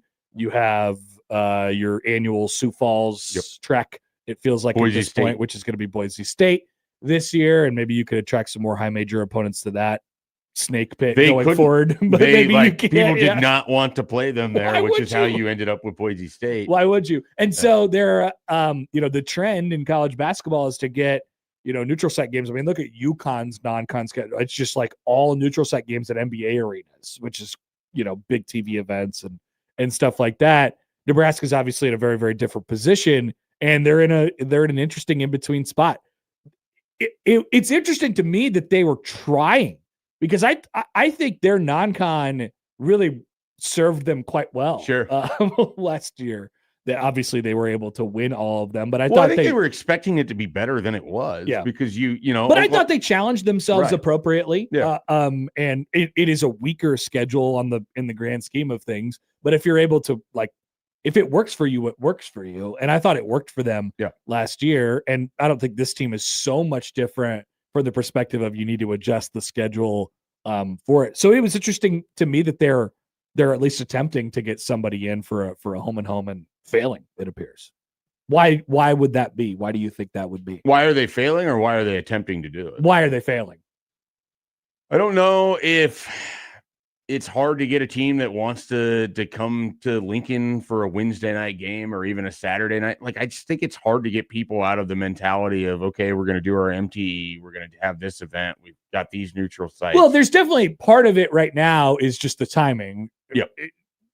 There's not a lot of times that work. Well, and I would imagine, that's the other thing is, like, what open date are they pitching? Right. You know, like you've got that finite amount of thing.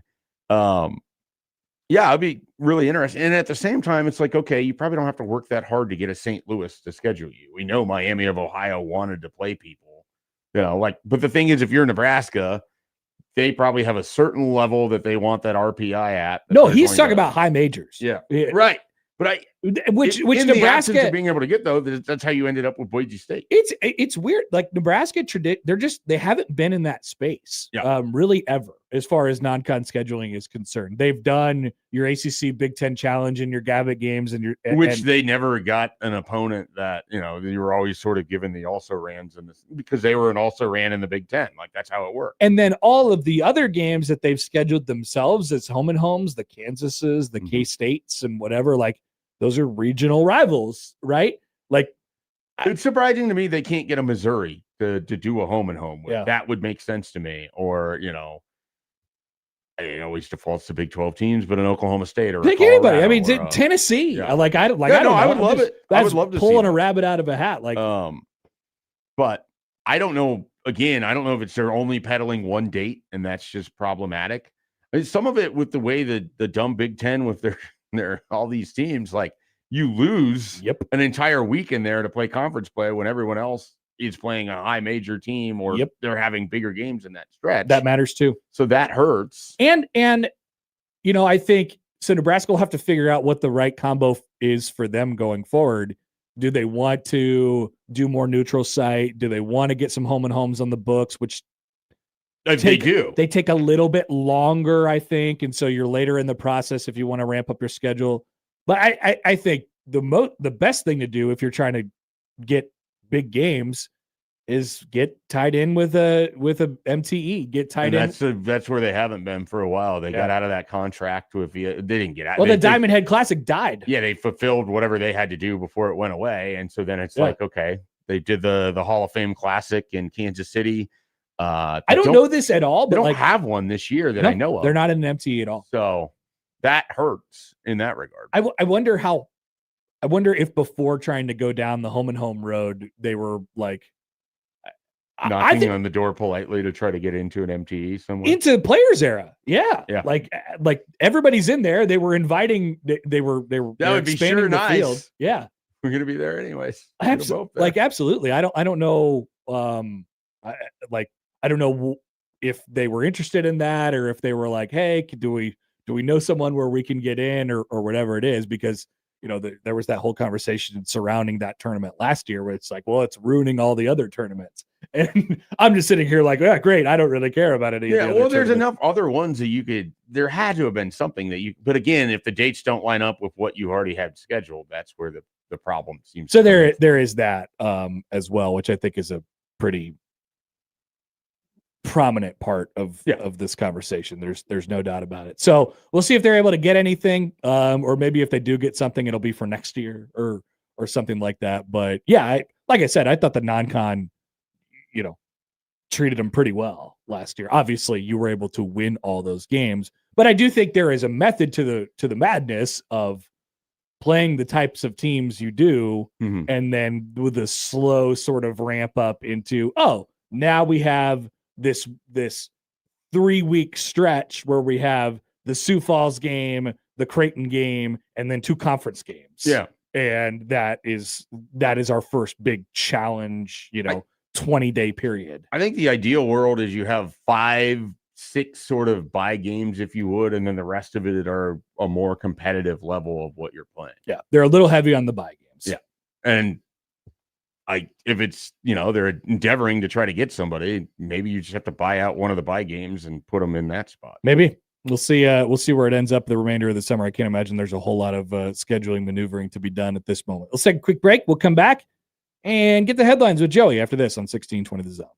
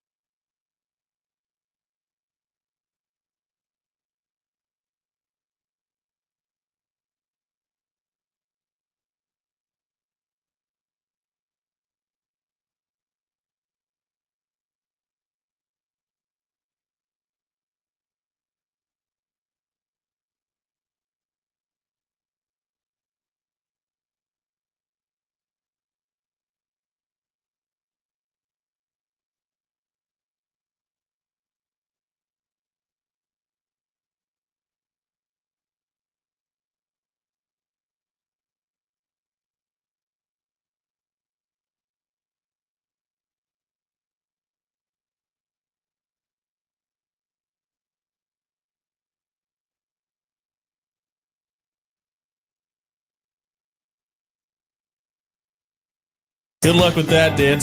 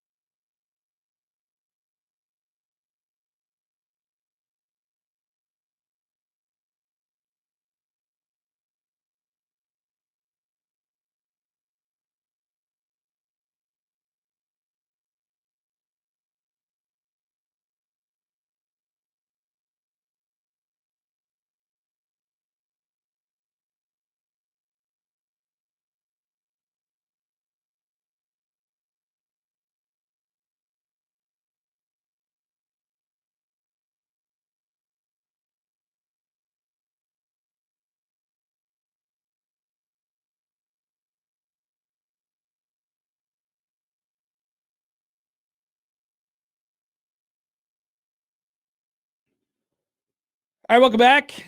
Happer and Schaefer on 1620 The Zone, 1620thezone.com, the Zone Radio Network. Joey has the headlines on the Zone Radio Network. What do we got, Joey? Speaking of lists, you guys mentioned that earlier. Uber's got a lost and found index, which includes breast milk, ankle monitor. Okay. What else? So I'm interested in these lists. They do the Uber lost and found. They do like an airport TSA lost and found, like stuff that gets left over places. Yep. Fascinating and always brings the goods. So definitely a good option for headline number one. Now, if you don't like lists, here's another one. Officer arrested after allegedly pointing firearm at fellow cop over microwave fish. Okay, that one's pretty. This is a conundrum. Yeah, we love lists on this show. Yeah. We also have had, or at least I have worked somewhere where Connor has worked where microwave fish has been I think it's an obvious microwave discussion. fish. Yeah, I mean, a cop is pointing a gun at another cop. Yeah. Yeah, it sounds pretty funny to me.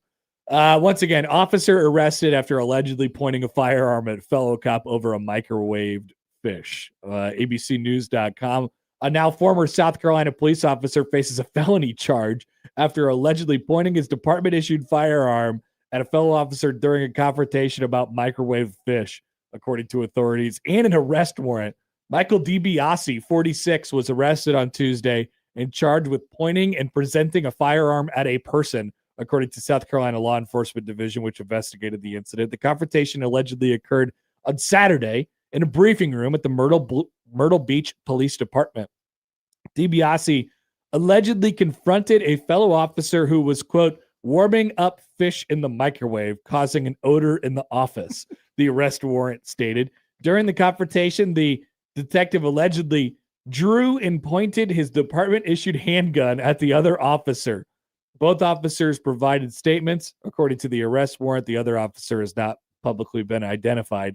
DiBiase was immediately placed on administrative leave amid the investigations by the Myrtle Beach Police Office Department of Professional Standards. The Myrtle Beach Police Department said in a statement that it is, quote, recently separated employment with DiBiase, which is great. Their statement on it was this. This incident does not reflect the values demonstrated by the men and women of the Myrtle Beach Police Department every day. However, it does demonstrate our commitment to accountability and our willingness to address conduct that falls short of our expectations. So my question would be this. Did Mr. DiBiase here get narked on? Like, how did they know? They have cameras maybe in the break room?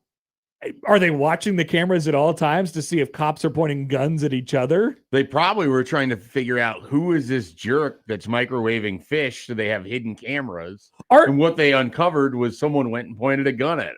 Are cops not pointing guns at each other all the time? Is that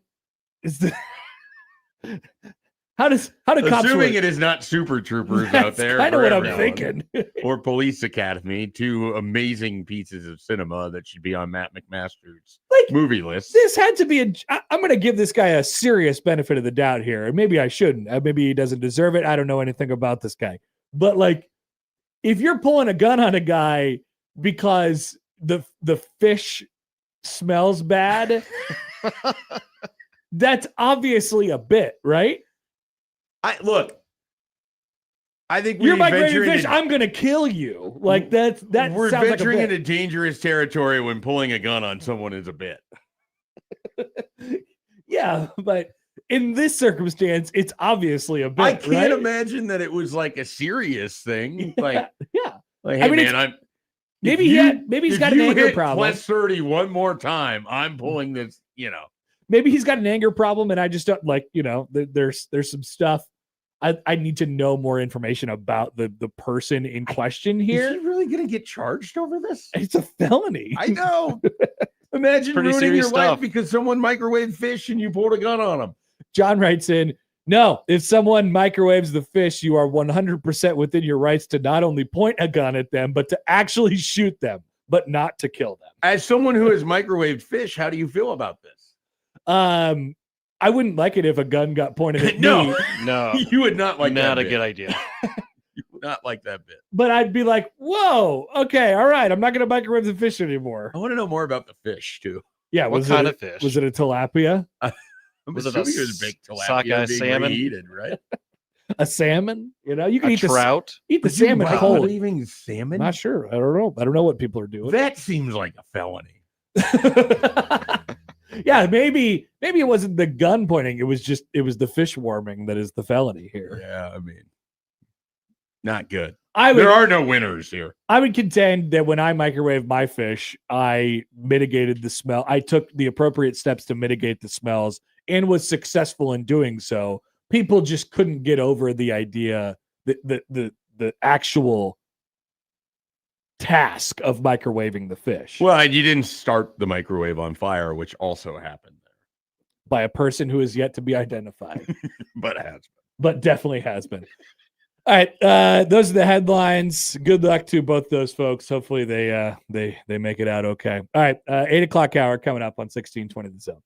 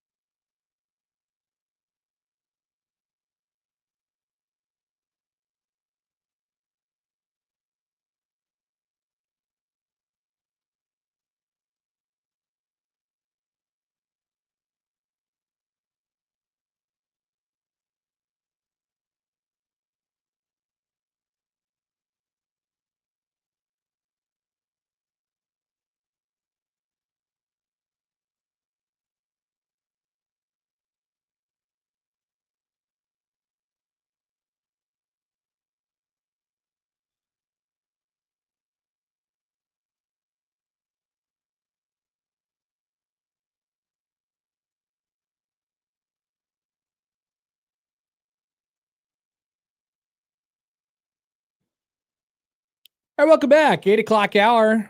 Happer and Schaefer here on 1620 The Zone and on 1620thezone.com. Connor Happer, Mike Schaefer, Joey Colbert with you. Theo writes in, imagine a radio bit where one of the shows brandishes a weapon at the crossover. Oh, no. Disaster. I think Theo would like that a little too much. Theo, that would be Theo's Super Bowl. That would be Theo's Christmas. He wants more brandishing for sure. He definitely wants, he either, I don't know what he's more a fan of, bits or beefs. Beefs that include bits. Beefs that include bits. I mean, yeah, that would be the dream. I don't know many of those, but bits that include beefs is funny too. Yeah. I probably know more of those. See, that seemed like a segment that we could do that's called Beef or Bit, where we determine whether it's a real beef or, in the case of like the two people, the two influencers, where it seemed very manufactured to be a bit. Well, I mean, it's basically what was the beef one that we were going to do? What's the beef? Where's the beef? Yeah, wasn't there a segment that we were putting together on beef? Yeah, you guys were rating there was beefs. never enough of them, or you and I didn't know who the people were, was more of the issue. Yeah. There was like Alex Earl and some other woman, and it seemed like they made a fake beef so they could have internet exposure. That would be a great bit or beef situation. Yeah, it really would. It's clearly a bit. There's definitely a bit. I don't know of any beefs that are going on right now that we could evaluate. What's the biggest beef that we have going? Michael Severe versus Elon Musk? I think Michael Severe has no shortage of beefs happening all the time. Have you seen Michael's Twitter account? No. It's been hijacked. Yeah, it is. It's hacked. Maybe that was the account that... It was. Okay, I was trying to figure that out the other day. If you ever saw like 90 straight things retweeted yeah. that were Elon Musk, it was Michael. I went and muted it to see if the person could get their account back. I don't know what the status on that is. Maybe Michael I didn't will know text that was us. Michael. He didn't tell me that. His Twitter account has been commandeered by the Elon bots. Did he vote for a podcast host? I hope not. Now, so somebody asked me last night, like, what is the... It is back. It is back. Oh, Michael's back. Yeah, Okay. it And is I back. gotta. But he needs to remove all the retweets. There's so many of them. He needs to remove the retweets that's there. So I'd be curious of like what the common thread is. I know when all the people were getting like myself, There's someone else included, besides Michael that this happened to as well. Okay. Because that's not the one that I'm muted. when all the people were getting suspended, we deduced that it was from like if you still had TweetDeck. I don't know what the common thread is amongst the people who are DMing people who are like vote for me in a podcast award. Yeah. Is it because you've clicked on that link, or like now the new one is getting overtaken by Elon bots? Yeah. I don't know what the comment, like, why is Michael the target of Elon bots? Is it because his password is too easy to guess? I have no idea. Yeah, we need to get to the bottom of this so we can avoid it. This still hasn't happened to me. There's a part of me that's like, if it does, do I just pull the ripcord? I'm done. I'm done with Twitter at that point. Yeah. It's not worth the effort to try to get it back. I went through the one effort after I was suspended to, I took the appropriate measures to earn my status back and things like that. And I felt the pull to just not be on it anymore. And Yeah. I was really interested in that idea. I mean, I definitely. So yeah, if it goes away, if it's something that I have to earn, I'm going to go ahead and just let it die. I keep this waiting point. for it to just die on its own, or for its new owner to kill it by tinkering so much. Both things possible. Yeah. I'm just trying to play the long game. I mean, on that. the original, I really should leave right now because the original reason that I got the pro, like the check mark thing, was because I wanted to do TweetDeck for this exact situation, just for this show. And then you couldn't combine all your accounts anyway, but there was a workaround or whatever. And so I figured it out. So I had TweetDeck. And then one day it came up and it was like, oh, TweetDeck is now a Twitter X plus thing. And it's like many more dollars a month. And I'm like, well, forget about it. That reminds me, my renewal for that is coming up, which I did it for work for a previous job. Time to delete. And need to make sure that does not roll over. Time to delete, ladies and gentlemen. Time to delete. All right. We're back in the 8 o'clock hour. We have plenty to get to as we go on throughout the show today. Sam McKeown will join us at the bottom of the hour. Lauren Michelson will join us in the 9 o'clock hour. Do you see where Lauren, by the way, was yesterday? Out at Trey Taylor Practice Town. Oh. Many people are already flocking to Trey Taylor practices to watch Trey Taylor That's practice. exciting. It is exciting. Very exciting for some. Yeah, that'll be a busy place. Oh, it will be. It most certainly will be. They're going to have to put in some. It warms my heart knowing I'm not going to be one of those people. Me too. There was a time where I absolutely would have had to have. I don't even think I got. Sadly, this part is actually sad because I do like going to high school games. A high school game last year? I don't even think I got an NSAA credential last year. No. Oh, I need to make sure I get an NSAA credential. Yeah, I still want to. I didn't re-up. I had a great collection going. I kind of want a world where Matt McMaster does play-by-play and I do color with him to see how bad that would be. Oh, I'm sure that's possible. I need to talk to him about it. I mean, we do have a radio station after all. We'll do. We'll see. We'll see if that's a possibility. So I don't Lauren, want to completely be done with Friday Night Lights. I enjoy going to Just the high school football. try to not go to any of the Millard South games. I don't like going to their regular season games or even their postseason games as it feels so anticlimactic. Yeah.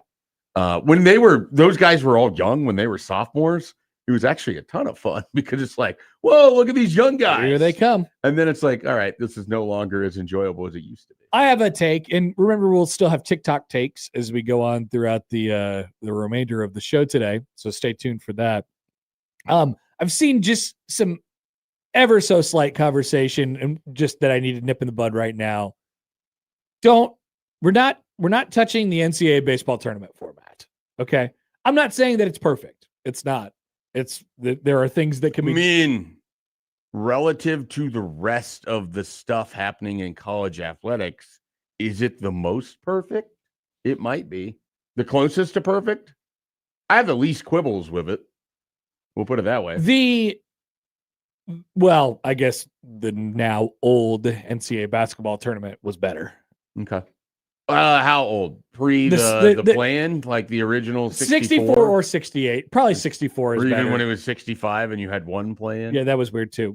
64 or 68. Okay. Those I think were both better from a, like, you're trying to balance the format and fairness and all these other things. Like, I just think there's a little bit more equity that is spaced out in the NCAA basketball tournament field compared to the baseball, where yes, it is uneven. The seeding is a little bit interesting. It's somewhat based on regions of the country that you're in. Sometimes it's not. It doesn't always make sense and stuff like that. But for that reason, it's beautiful. And so I think it's beautiful because you have 3 different subsets of how it all is played to determine your champion. But I think the regional is different than a super regional, which is very different than the actual bracket at the College World Series. I kind of love that. And I don't think anybody has a problem with that. I think a lot of people, the issue has been, the little quibbles inside of the regionals, like who gets to go where? Do you actually line up the seeds from top to bottom? The home games. They claim they did, but there's no way in hell they did. No, I don't think they claimed they did. That was what the talking point was going into. I swear I heard this from people saying that they were going to. They said try to seed it more like the basketball tournament. And try is the key word there. Didn't at all. Try was the key word, and they also said, by the way, I mean, there was this year leading into the NCAA baseball tournament. I remember it because it came out over the winter. It was like, hey, they're going to actually seed the top 32, 1 through 32, which they did, but it had no bearing on where guys got sent, where guys, but teams got sent. It only is for a sorting mechanism. You're right. / if you get into a situation where it's like 2 2s that advance through a regional, and then you can, which one gets to be the suit? Yeah, correct. So it was only for them, really. It didn't actually mean anything. So people are talking about the conversation this week now is reseeding at a variety of different points in the NCAA tournament to enhance the competitive balance or whatever. It's it's not fair that one of Little Rock or Troy has to makes the College World Series, and meanwhile Texas has to play Oregon or stuff like that. Hey, who are these idiots? Thank you. What the hell do you want? This is how tournaments work. Like, I don't understand why we have to tinker and change everything and try to create these scenarios that to appease who? Exactly. So we have, and let me make this a little bit more global. We have done this constantly to the detriment of a sport that we love in football. We have now done it constantly and detrimentally to a sport that we love in basketball. And people change things constantly in order to get some sort of result for whatever reason they crave. They talk about how the games aren't, we could get more competitive games for, I don't know, a better TV product or something like that, or we get better matchups, or it wasn't fair to team 1 out of team 30 or whatever it might be. Team 1 in this long list of teams, the best team in the country, whatever it might be. And the NFL, I think it had it happen a little bit as well with the addition of a new team to the playoffs. We're tinkering with these things to get results. They want these people who I'm talking about, they want specific results as it pertains to their playoffs. They are idiots. Do not listen to them. Do not let them tell you anything about anything. This is how tournaments are supposed to work. Tournaments are exactly what you are seeing in front of your eyes with the college baseball tournament right now. You don't know what, and especially a baseball tournament. Sure. Baseball is the most random sport there is. Like you could play so well in a game and lose it. You could be the best team in the world and play like garbage one day, and your season is crashed and burned like it was for a couple teams, the number one and the number 2 seed in college baseball this past weekend. They had 3 rough days. Really, they had Georgia Tech had basically a bad 24-hour stretch. Or you could make the argument for Georgia Tech.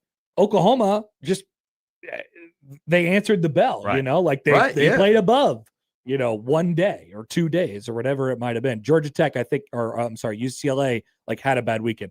Don't listen to these people who talk about reseeding or changing the playoff format, because what they're trying to do is they're trying to get specific results that they have their own interests in mind.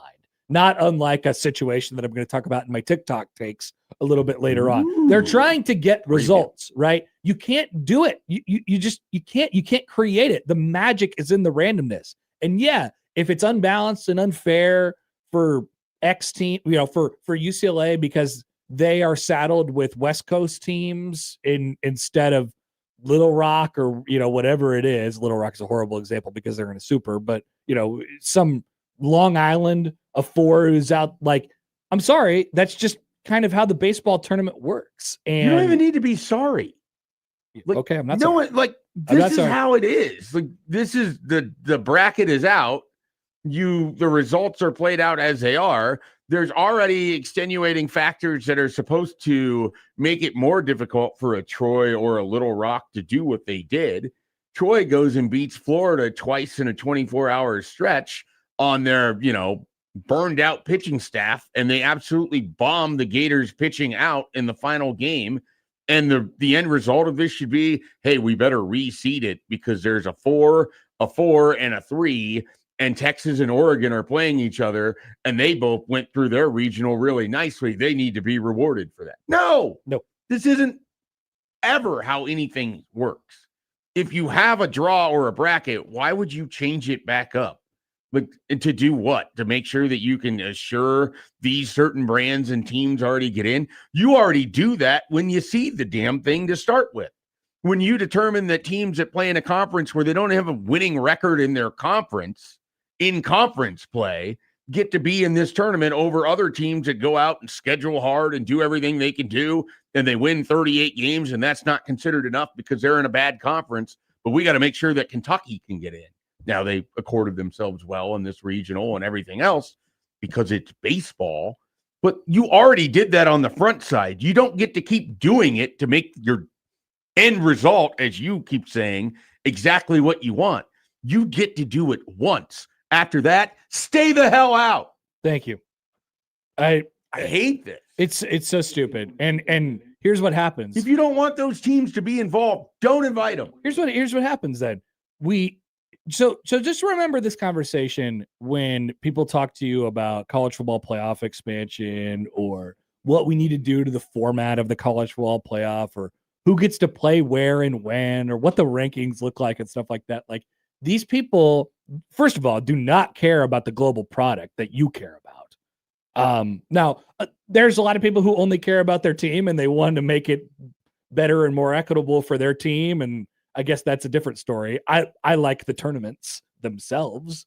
I like watching the tournaments, and I want to watch the best tournament that we could possibly get. And yeah, that's going to be bad for some, and it's going to be good for some on any given year. And then it comes back around. We don't have enough wherewithal for some reason, and it's just like this is a societal thing now. Like we don't have enough wherewithal to like just do something for a long period of time and then realize that it is all cyclical and it kind of just rolls through. And if one year UCLA has it, it's not UCLA who's complaining. I'm just using them as an example because it's the obvious one. They're the number one team in the country and they lost this weekend.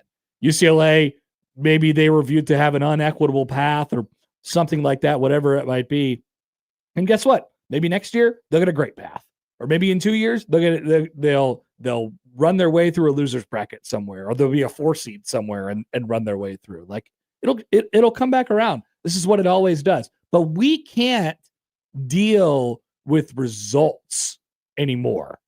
We can't because people see it and like, oh, we got to change the format. Well, we got to change everything. It kills me because everyone knows going into a bracket or tournament or playoff or whatever it is. You can seed it, you can do whatever you want. The results are going to happen, not at random, but it's not going to follow any script. But this is what happens when you play sports. They don't follow a script. If you want to determine who the absolute best team is with the simplest measure, have a table system like they do in soccer, and that's it. Yeah. That's all you get to do. You don't play a tournament if you're in the EPL. You win the league by winning the table, and that's the end of it. If that's what we're looking to accomplish here, which it never is. No. So then why do we, because people have these? People love championship games and they especially love it because it's a great television product. And it is, but it is random. It kills me when it's like, oh, well, I mean, that team shouldn't have won the Super Bowl. They didn't deserve to be. It's never about deserve. It's about who won in the moment of which they're playing. Yep. If you think Little Rock doesn't deserve to be in the College World Series, I think you're a moron. Because of what they went out and accomplished, you can have that opinion. You can't take away the fact that they went and won the game. But this, in the attempt of reseeding it, is to try to diminish anyone's accomplishment just because you're unhappy with what the end result was. Agreed. Let's take a phone call on the Prairie Flower Casino Zone hotline. Oh, here's Random Mike. Good morning, Mike. You guys keep using the word random, and it's giving me a headache. Sorry, your ears ringing a little bit. Put yourself in my place. It's not easy. Listen, this has to do with that Arizona State superstar that was ejected. Yes. For the bat flip. Yes. Did you guys talk about that at all? Yeah, we did. A little bit. A little bit. We sort of combined it with another thing, and he can't. If you're asking us what the result of that should have been, ejection. Yes, and frankly, immediate ejection. Here's the thing. 2 things struck me, and again, watching the replay can really help. The guy must again, he's a star. I don't know what his draft prospects are, but if you watch what he did, it was all wrist. It was like just he's got strong wrist. I mean, that thing flew with just a little flip of his wrist. So it was like it wasn't intentional for it to be that high, I believe.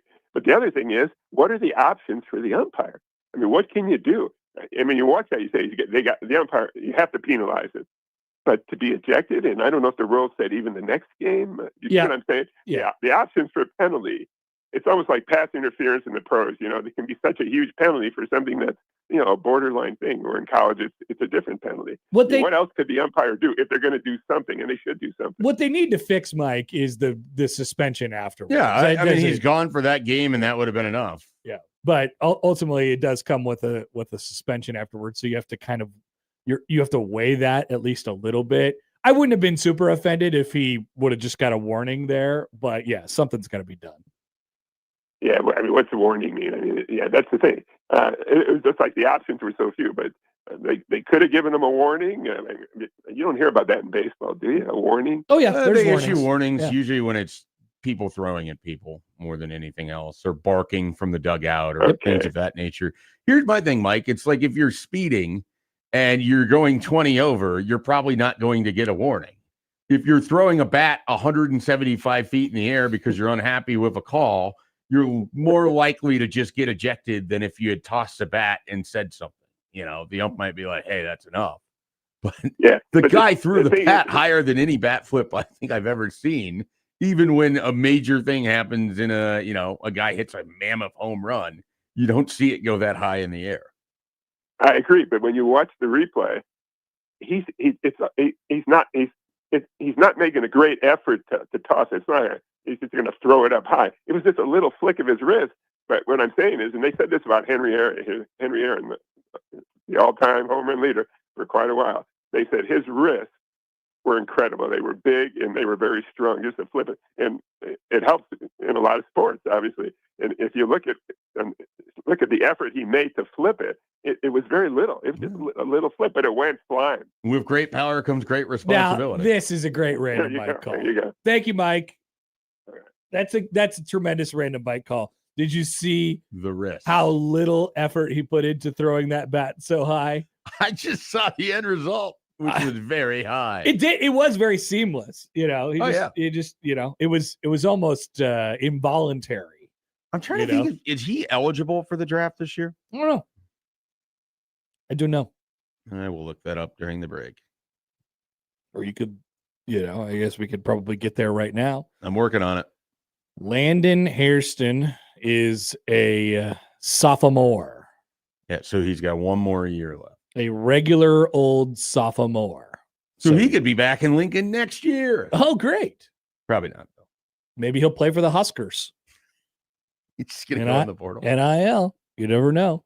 Let's take a break. I feel like we know. We'll come back. Sam McEwen from the World Herald is up next on 1620 The Zone.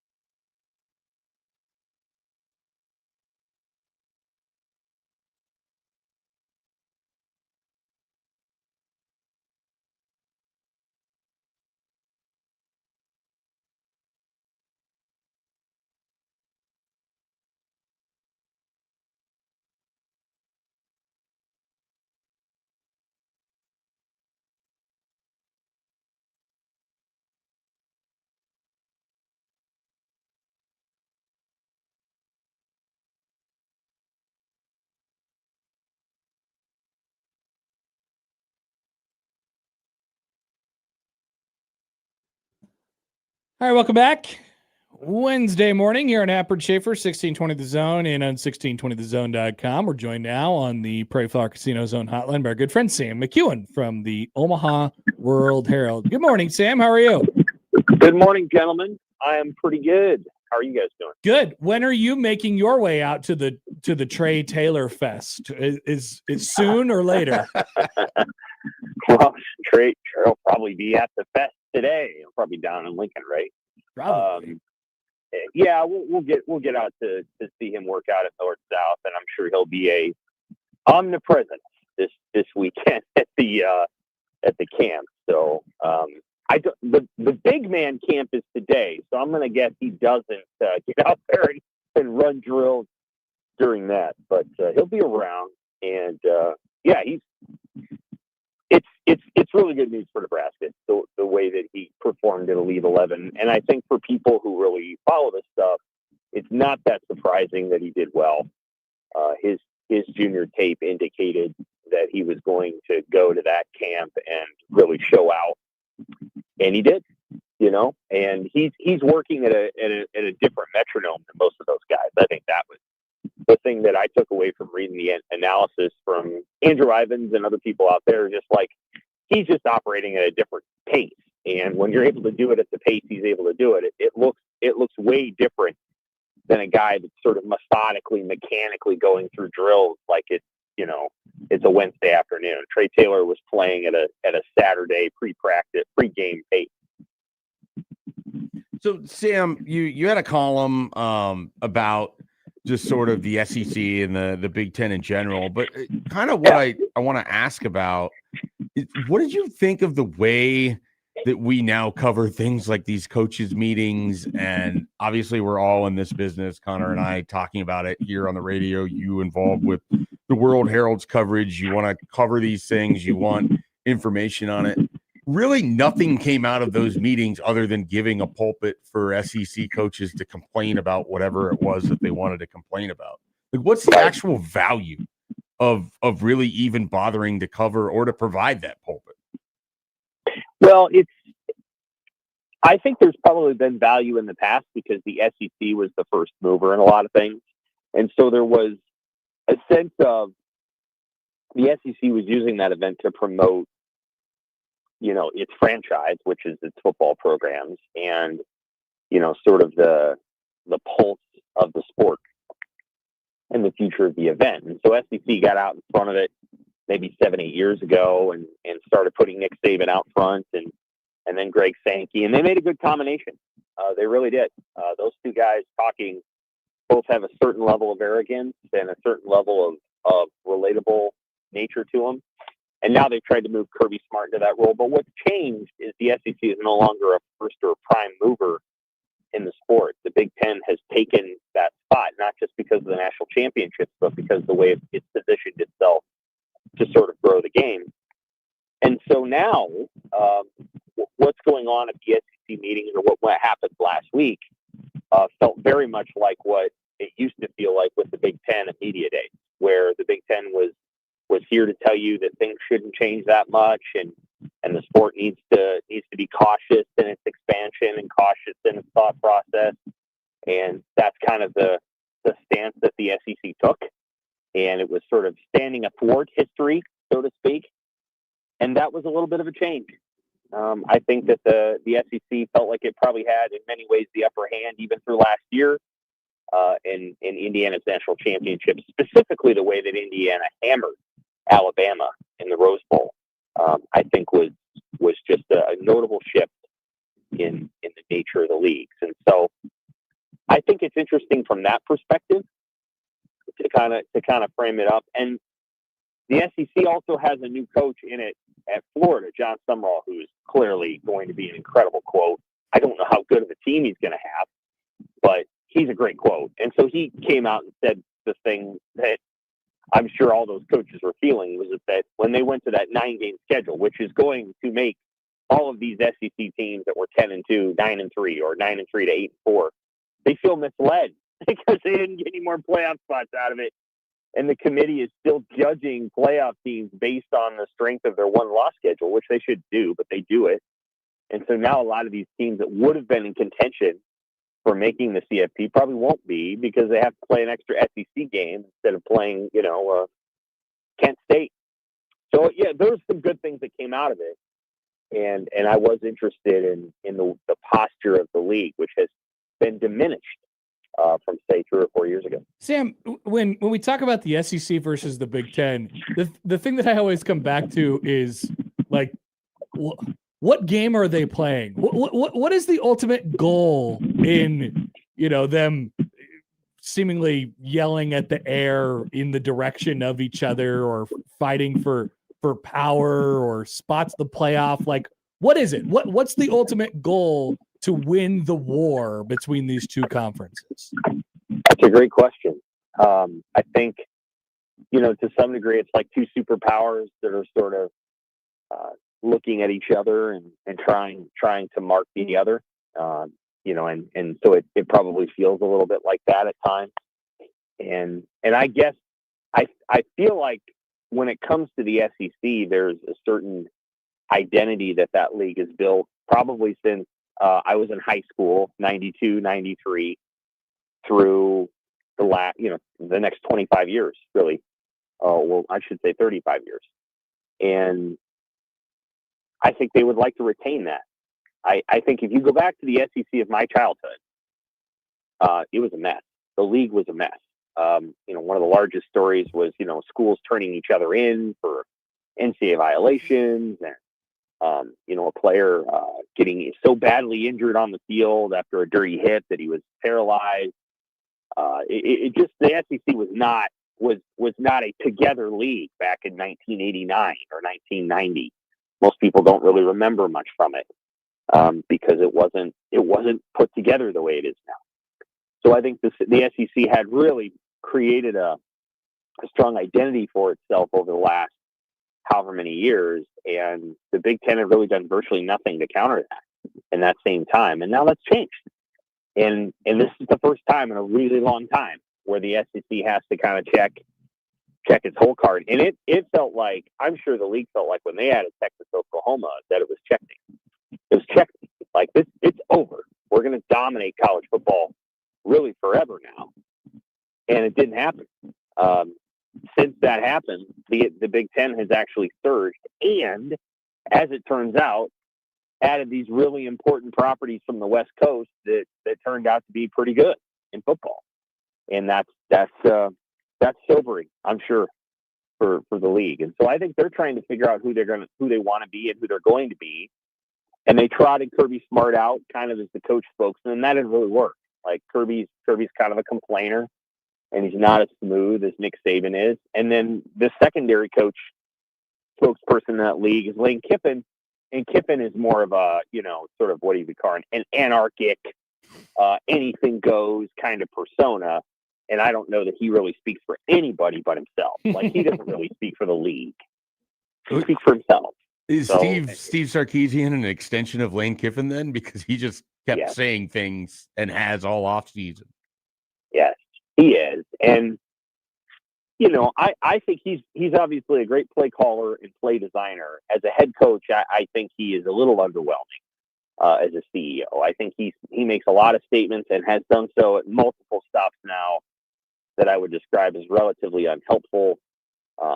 Clearly a great offensive mind and is able to build teams that can win games and coaches a good game, but yeah, I don't know that they have a secondary spokesman other than Kirby. They need one of these other teams to win. So they need Florida to get good. And Florida's stuck for like 6 years. And that's not like Florida, but they suck.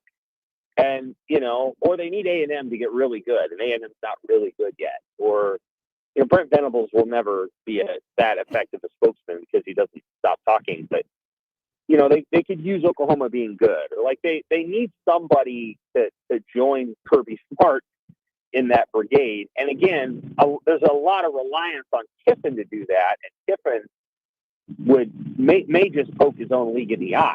There's a good chance that Lane Kiffin will say something in the next 3 months that rips the SEC as likely as it is to help it. So, whereas you go to the Big Ten, And I think it's a very, very different story. Kirk Cignetti is now the voice of the league, and he's very Saban-esque in his own way. He's kind of weird, but he's Saban-esque. And then you got Ryan Day, who's very measured, and you've got Dan Lanning, who's all juice, and then you got this guy at Michigan who's won a lot of football games other places.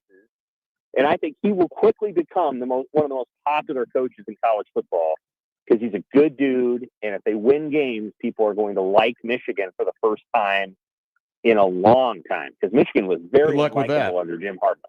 Jim Harbaugh was very unlikable, or that program was unlikable under him. And then obviously in the last couple of years, it wasn't being run right. So, yeah. Has Michigan ever been likable in your lifetime? Because it hasn't in mine. No.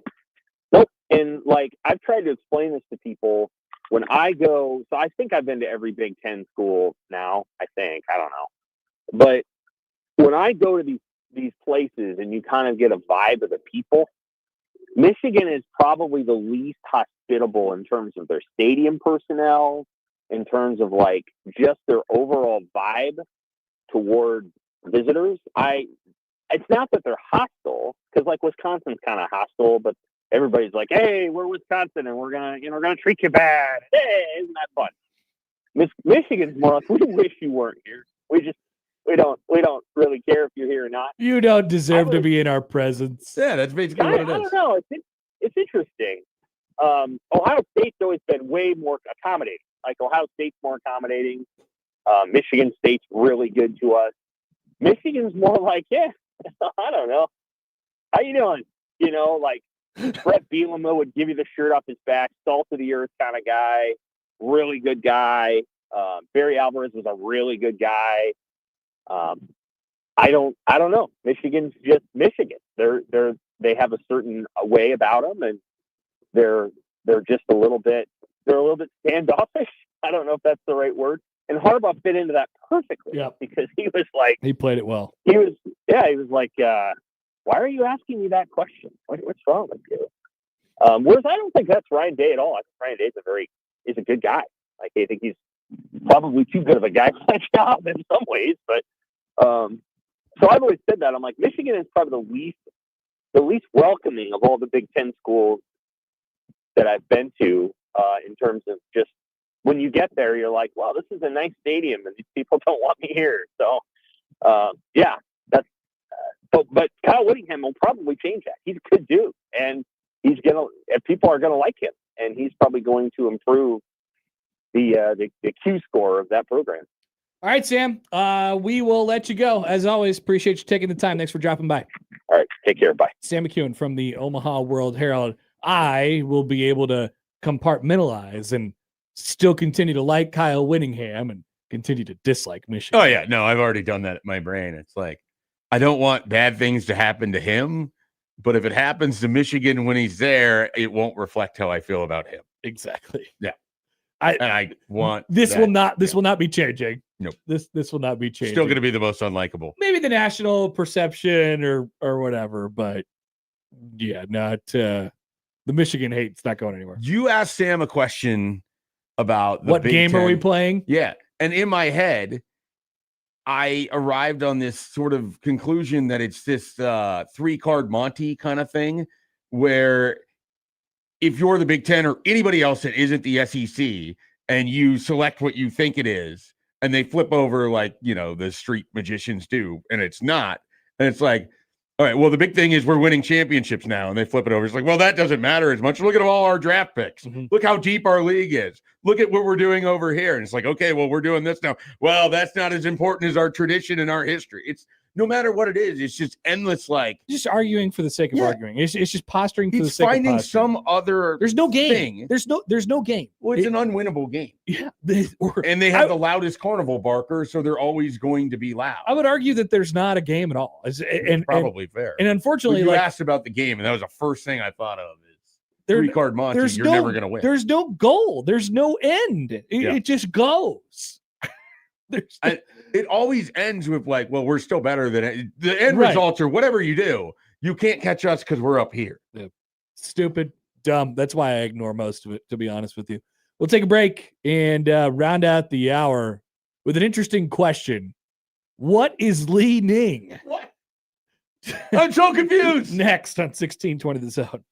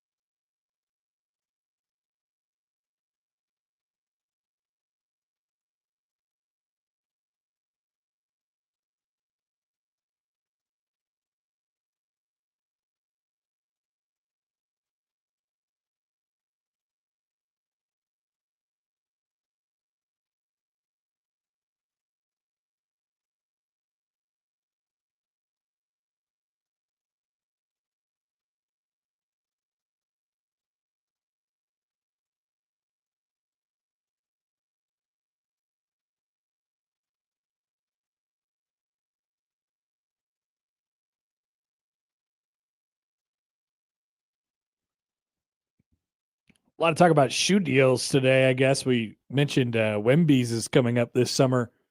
Steph Curry, who had previously been with Under Armour for as long as I can remember, and obviously Steph Curry is toward the end of his basketball playing career at this point, has signed a new 10-year, $400 million endorsement contract with Chinese sports apparel company Li Ning yesterday. And now we get to ask, what is going on? What is the significance of this? Nobody has told me yet. Windhorst hasn't told me what the significance of this is yet, other than so right now I am forced to believe that Steph Curry is just, and apparently there was bigger offers, which I don't know if I believe. I don't believe that. But yeah, this just feels like I'm going to get the most money as I possibly can before my basketball playing career ends. Which is almost over, right? Like we're definitely a lot closer to the end than we are at the beginning. I mean, obviously an incredible talent, but like he's not physically built to sustain or even be able to play as much as he gets older as somebody like LeBron. I've never heard of this company before. How are they investing $400 million in Steph Curry at the end of his career? Well, I have an idea. Could be what did they call it with Live Golf? The public washing of the, like they have a little bit of an image deal. Oh well, yeah, no, it's China. Yeah.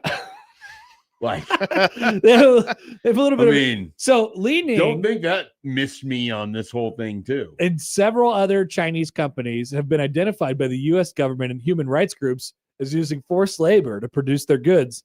Li Ning merchandise was banned in the United States in 2022. Representative Chris Smith, a New Jersey Republican who chairs the Congressional Executive Commission on China, said Tuesday that he plans to ask the Department of Homeland Security to examine Li Ning imports. All right. So they're probably like, look, man, we got to get back in America. First of all, how do we do it?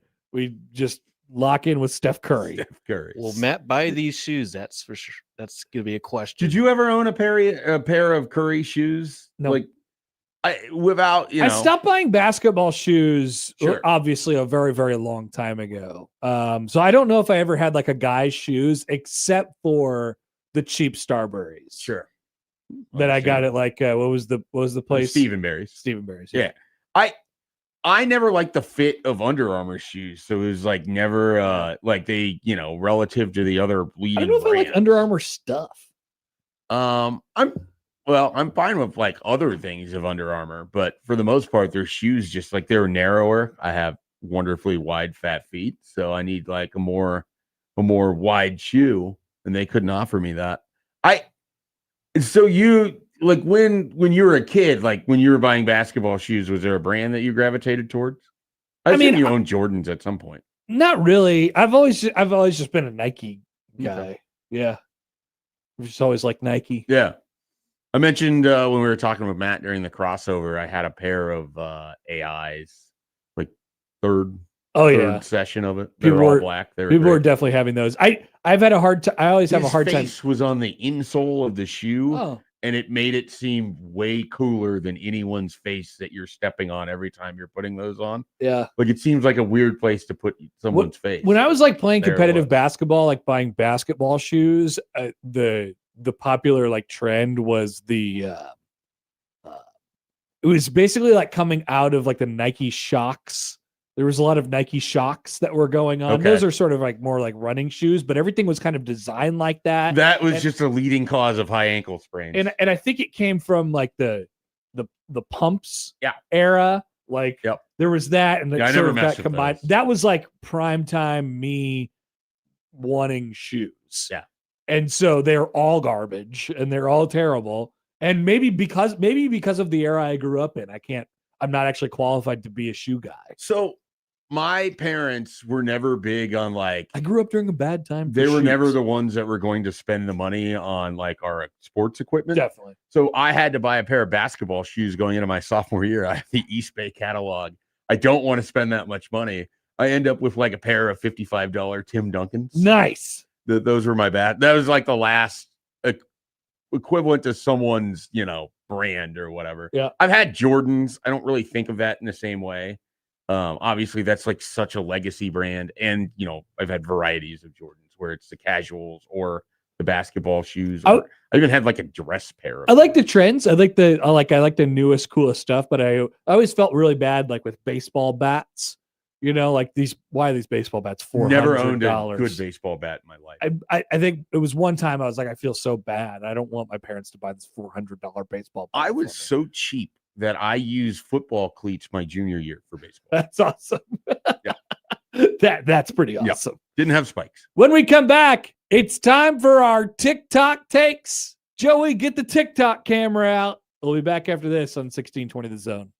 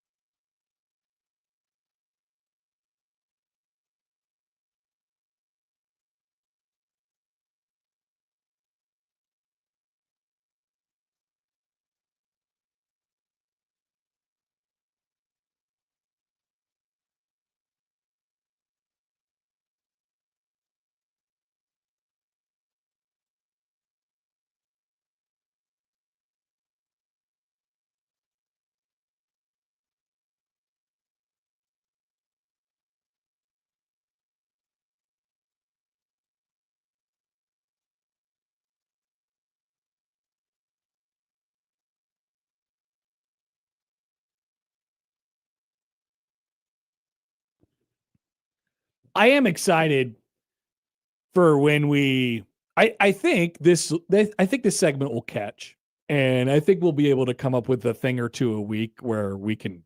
I mean, basically, it's just a repackaged version of giving us the ability to have a platform for 2 minutes and do a good rant, which I know Schaefer has never said no to.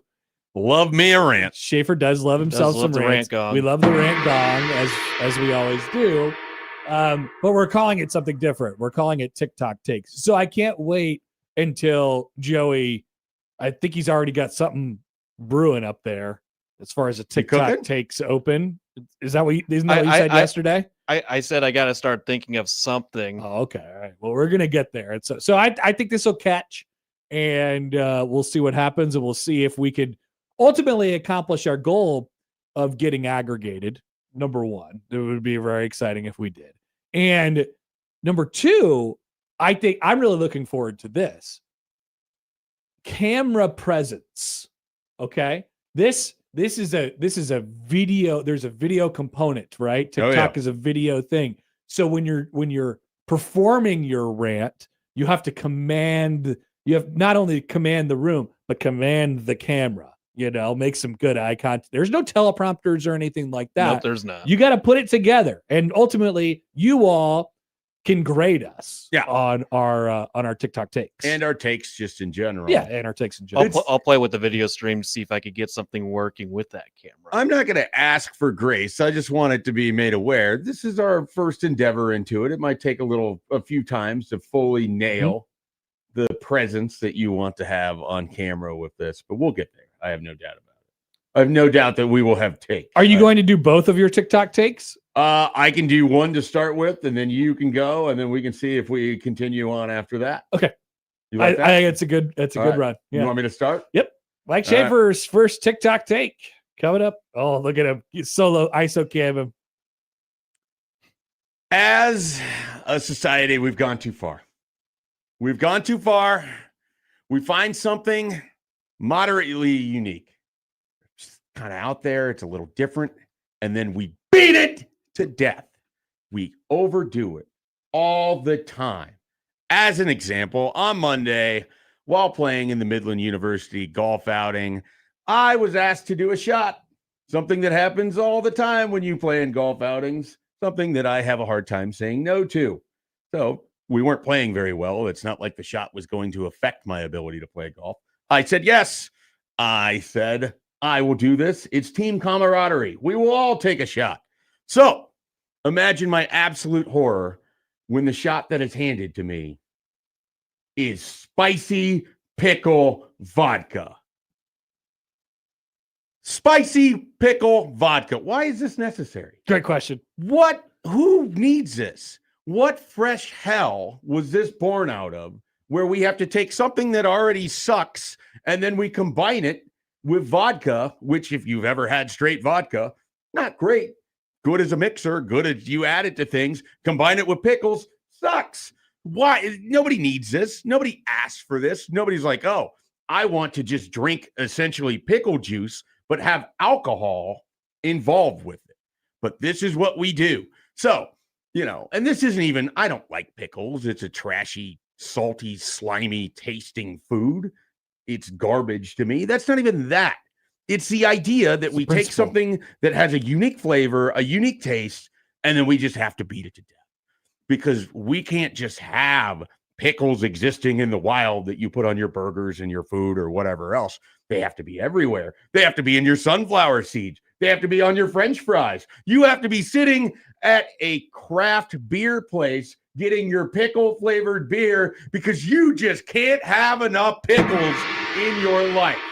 It is a new pumpkin spice. It's pervasive. It's everywhere. This used to be a proper country. Now we have to have pickles everywhere we go. And it's not just pickles. It's anything with a flavor that's a little bit out there because we just can't have a little. In America, we always need too damn much. TikTok takes, ladies, and bring us all back in. Wonderful. Schaefer, I agree with you completely on principle. Yeah. I mean, you know my thoughts about buffalo chicken and how pervasive. Yeah, no, it I is in figured you would society. appreciate this. If you just traded out every time you said pickle with buffalo chicken, I would have done that rant. I would have done that exact rant. It was so bad.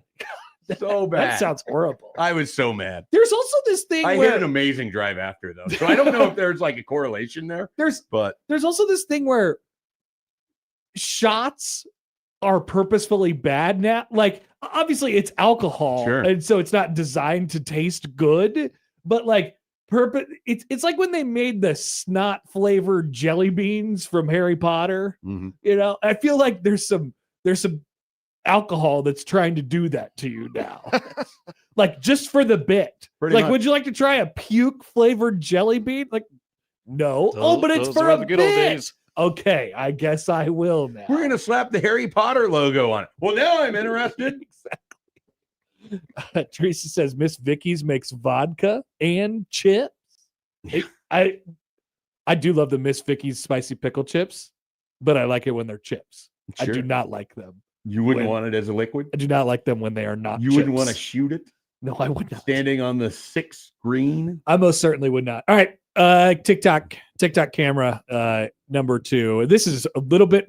I wish my first thing was slightly less serious, but here we go. Brendan Sorsby's lawyers this week said this case, I think it's been badly misunderstood by a lot of people. That is what Brendan Sorsby's attorney, Jeffrey Kessler, said. It's very important, and everyone understands that it is undisputed that he never did any betting to compromise the integrity of his team. The bets he made on his team were when he was not participating in that team, and he never bet again to do that. Brendan Sorsby is a repeated offender of gambling on his own team while he was on that team. There are very few cardinal rules in sports, but we know some things to be true. And one of the things we know to be true is don't bet on the sport that you're playing. Don't bet on the team that you're playing for. Don't bet against the team that you are playing for. It's pretty simple. People have gotten banned for life. Some folks had to take it to their graves. And meanwhile, we have lawyers, Jeffrey Kessler. We have person in Brendan Sorsby, college football quarterback, former college football quarterback in Brendan Sorsby, and even to some extent, coaches of Brendan Sorsby defending him and saying, hey, I think he's a really good guy and he's obviously misunderstood. And so guess what? He's in a Texas Tech uniform, and so we're going to fight for him to get that eligibility back. This is the most self-serving thing that these people should all be ashamed of themselves. They are going against all of the principles that we like, brick wall principles of sports that have existed for decades and decades and decades, all for a self-serving purpose to get 1 year of eligibility back for a quarterback who we're not even 100% sure is really, really good. He just might be good, and he might help Texas Tech win 1 extra game or 2 extra games this year for a team that already went to the playoff last year. These people do not care about the integrity of the game. They only care about themselves. And everyone involved in this situation should be embarrassed. It should never see the light of day in court. And I really, really, really hope it doesn't. And there is no argument for Brendan Sorsby to regain any collegiate eligibility. And frankly, if I was an NFL team or a team looking at him, I'd be very, very curious about his past and his decision-making process to repeatedly offend rules that he has been well trained on over and over and over again. And to put the cherry on top, one of the things that has come up in this saga is mental health. All right. When in doubt, pull the mental health ripcord for people around the country. When you hear it, there is a reality to it. It is very real across the country. There is no doubt about it. But when you hear it come from a repeated offender of this, an obvious rule-breaking situation, you need to take it with a grain of salt. Do not let them fool you. This is not he's got a problem. His problem is that he's not getting his eligibility back. and he shouldn't. And everyone around the situation should be embarrassed. Thank you. That is my take. I like it. I appreciate you throwing in the NFL part. I don't know if you saw this. Todd Monken had a quote that more or less like casted a ton of shade on the idea of even just drafting that guy in a supplemental draft. What? Yeah. It's more or less like, how can you trust anything that he's going to do? Seriously. Like, this is a giant taboo thing, and he just went ahead and did it. And dozens. How do you follow up on dozens and dozens and dozens of times? Yeah. Even while he was at Texas Tech. Not even dozens. Like, it's just like thousands of bets. Yeah. But then, it just is. I wanted to see Brendan Sorsby at Texas Tech. I don't. Yeah, I shouldn't have probably see- included the part about him not being that good, but No, that's fine. I don't care about that. I'm with you in the sense that, like, if you allow him to play, there will be no safeguards on the game. There will be nothing, no measures that can be taken. it will completely destabilize everything. It seems to be, there has to be a line somewhere. This needs to be something with a line. Absolutely. I agree with that entirely. Do we have one more TikTok take from you? I have another one that I can do. If you don't want to let it fly, you want to save it for another week, save it for next week, we can. It's probably a little bit more topical. It's not nearly as good as the pickles one. I'll be honest. It's, All right. it's a lot less than, but Rip it off. Okay, we'll do it. We got one more TikTok take from Mike J. Schaefer, ladies and gentlemen. Take the floor. Look, the College Football Hall of Fame is not necessarily something I'm going to spend a lot of time thinking about or even really caring about. But last year when it came out that Mike Leach wouldn't be eligible because of his win percentage, suddenly I found myself caring, because what is the point of a Hall of Fame? A Hall of Fame isn't about just the people that won a lot or had success or were on successful teams.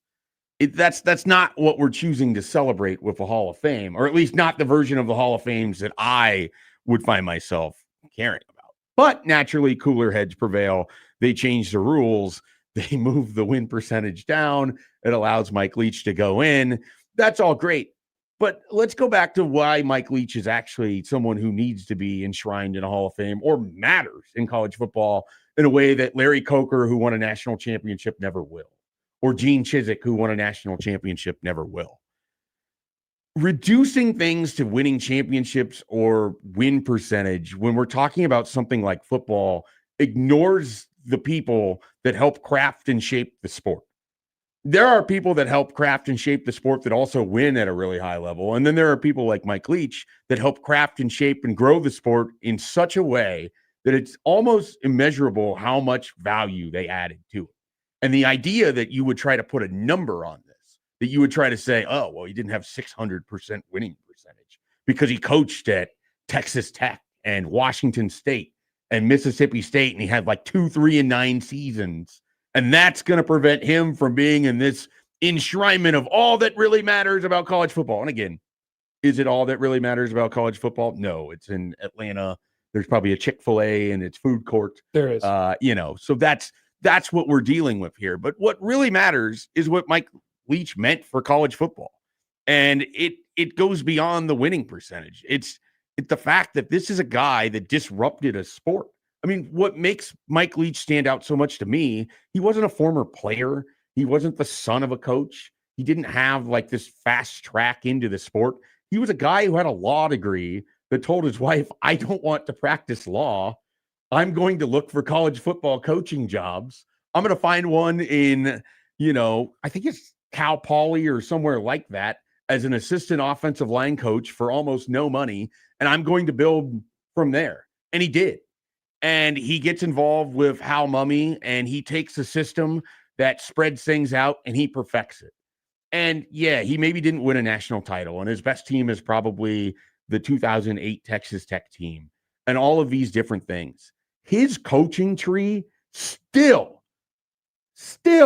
has an effect on football today. And you see it when Caleb Williams appears on the cover of Madden, or Baker Mayfield is rejuvenating his career. These are all products of it. And the coaches that have emanated from it are far bigger than any singular number of win percentage could be.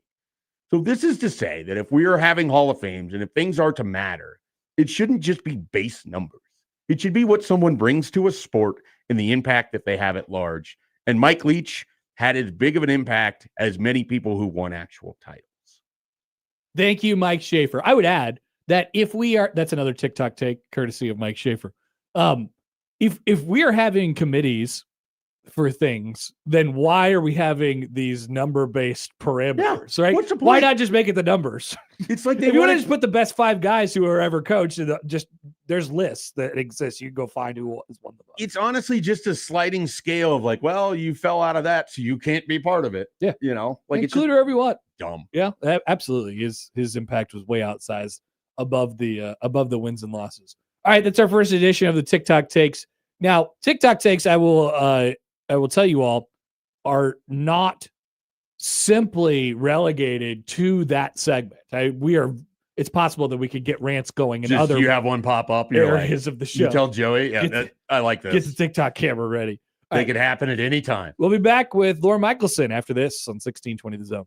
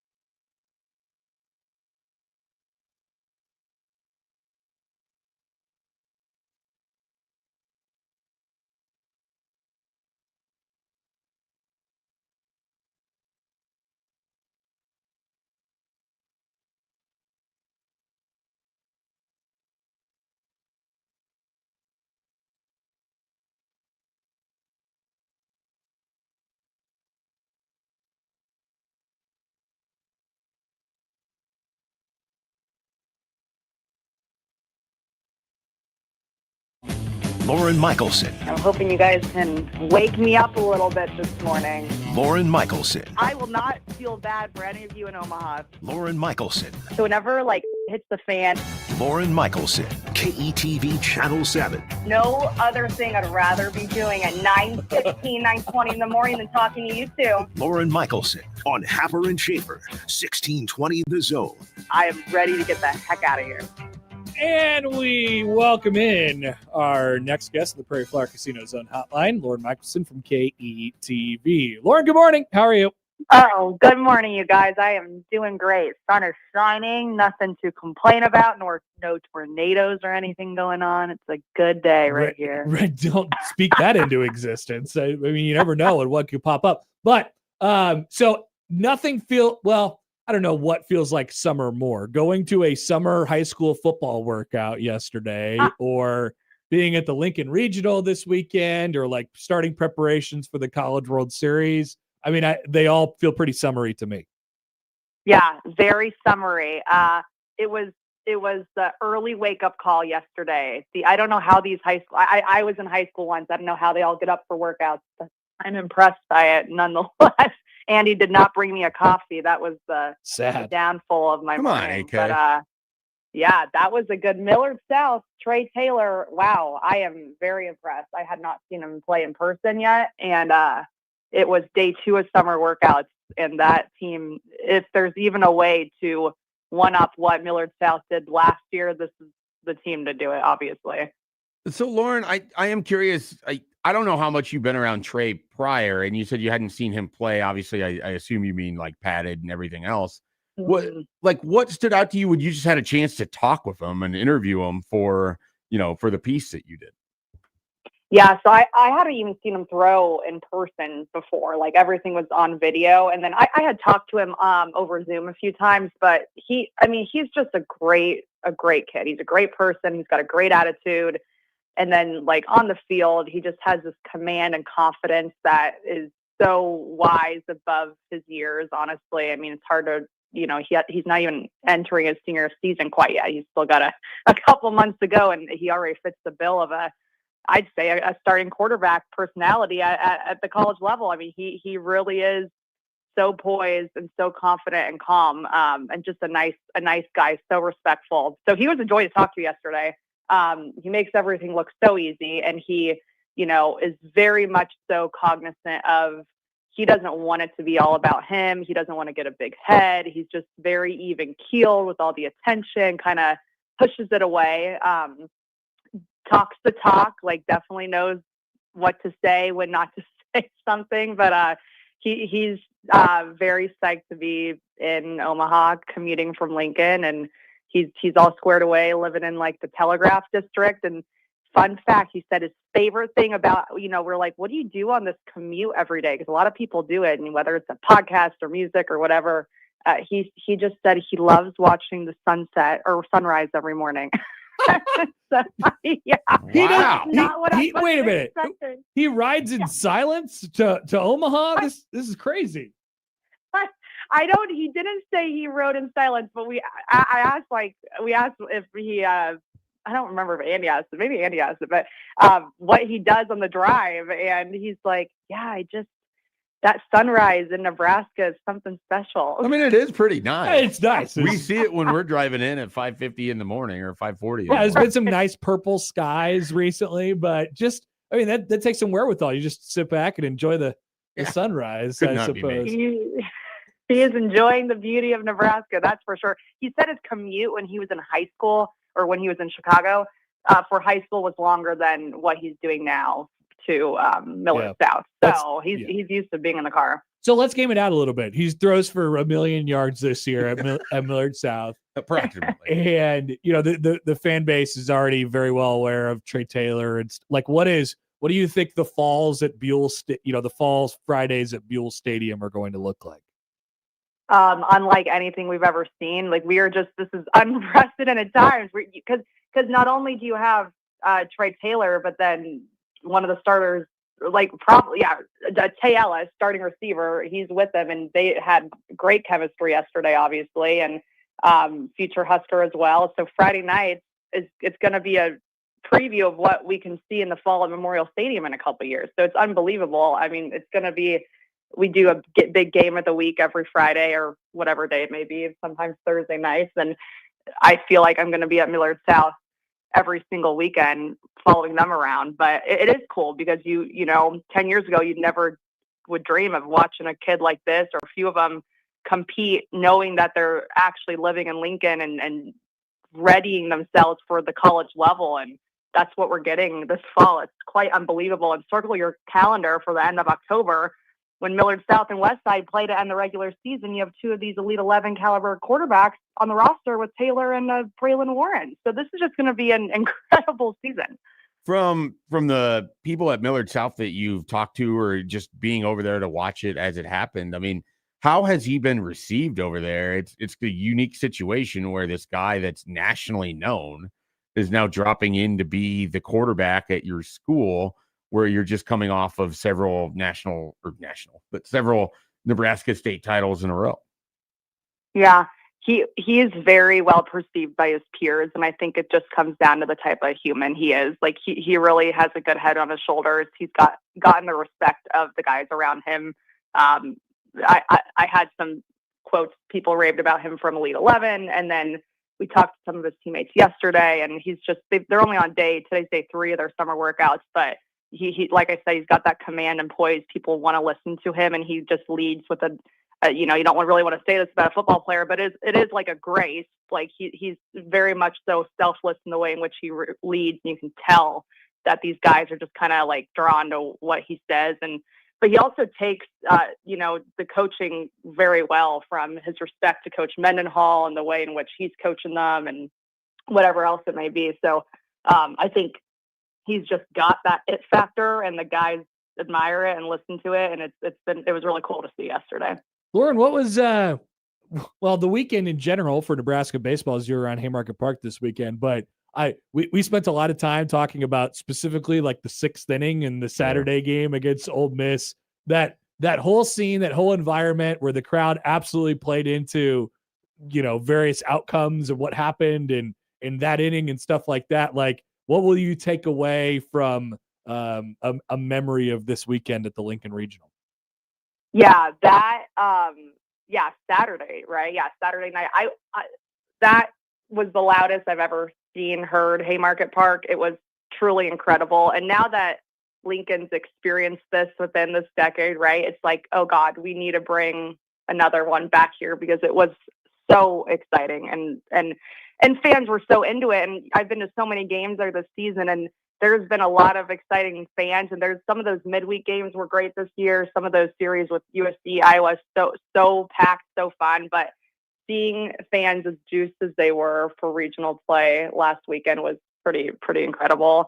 Yeah, it sucks that they couldn't close it out, and I think really over the weekend they just made some really uncharacteristic defensive miscues, couple errors, and that kind of shot them in the leg. But overall, I mean, there's so much to build off of, and you got a little taste of it with the regional. Now it's like Will Bolt knows the pressure to bring this back, and I think the guys in the team obviously know the standard too. So it was a great weekend. Were you, you've been covering Nebraska athletics for a little while, and you've been in all the different environments where you've done Memorial Stadium, you've done volleyball, you were down there in Oklahoma City. So you were around what that was like at the Paycom.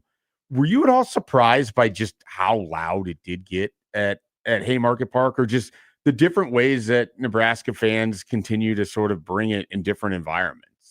You know, like I was there on Saturday, and even I knew it was going to be loud. It was louder than I could have imagined when that pitcher was standing there with the bases loaded, pretending that his pitch comm wasn't working. Yeah, that was ridiculous. But nothing surprises me at this point. Like, people ask, I've been here, you know, for 4 years, and oftentimes in the local TV business, you continue to move around young in your career, but and people ask me all the time, like, why do you stay? Why do you love it so much? But I love it because you don't have a fan base like this anywhere else. And we're kind of beating a dead horse saying that because we talk about the fans all the time, but until you see it in person, and you not only see it, but you see it at so many different, like you mentioned, sporting events, whether it's women's basketball or volleyball or softball, or it's your football, baseball, and basketball. The fans travel regardless of sport, regardless of time of year, whether it's the postseason or the regular season. And it's just, it's never lost on me how incredible it is to see how they show up for these programs. And it's unique to anywhere else in the entire country. It's special in Lincoln. And, no matter what I do, where I go, and I think a lot of people can say the same thing, like, you'll never forget some of these moments you've seen fans honor and pack wherever they may be watching these teams, because it's just unlike anything else in the country.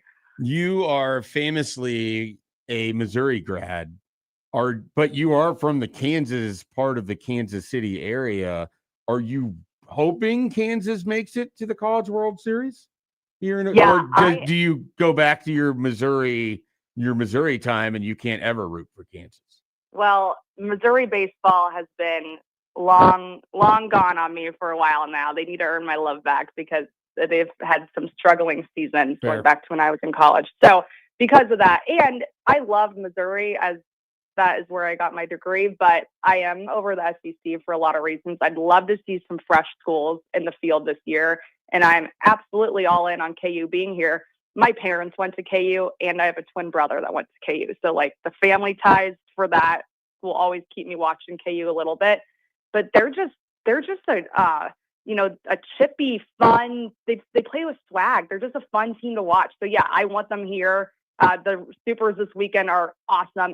Let's get Troy here. I mean, there are so many good. St. John's would be great.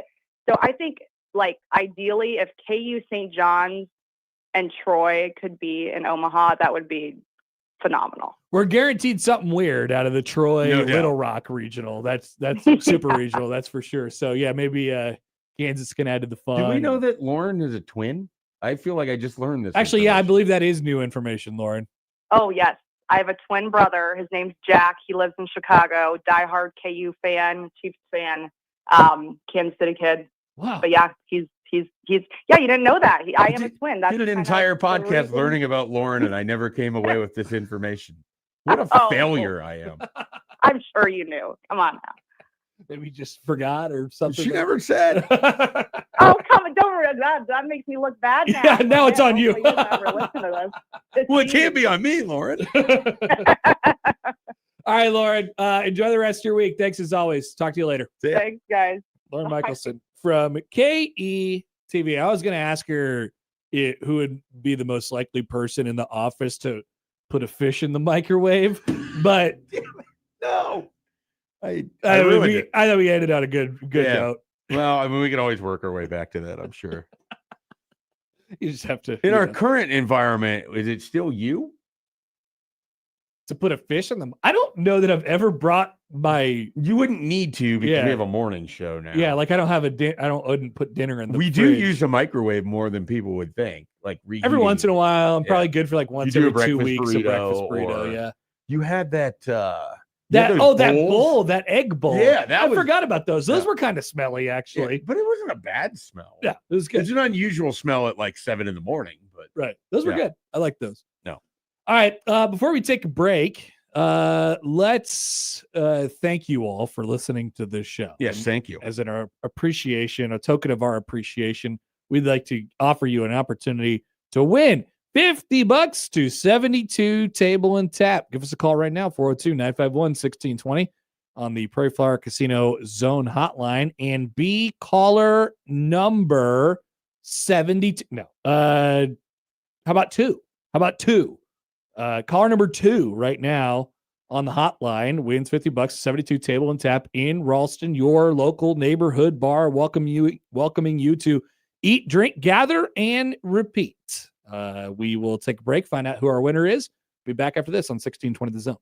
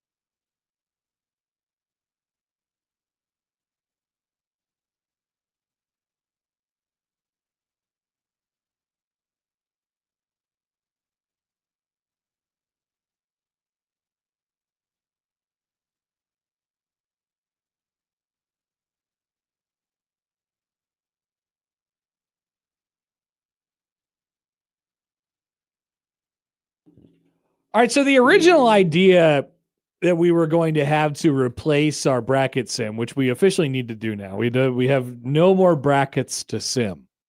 Was to pluck out random box scores of games.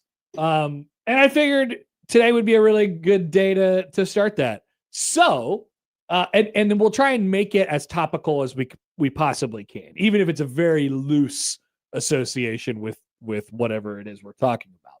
So today, or I should actually say yesterday, was the 16-year anniversary of Armando Galarraga's perfect, not perfect game. Jim Joyce blew the call at first base. That would make today the 16-year anniversary of when Jim Joyce came out and met Armando Galarraga at the plate and was crying.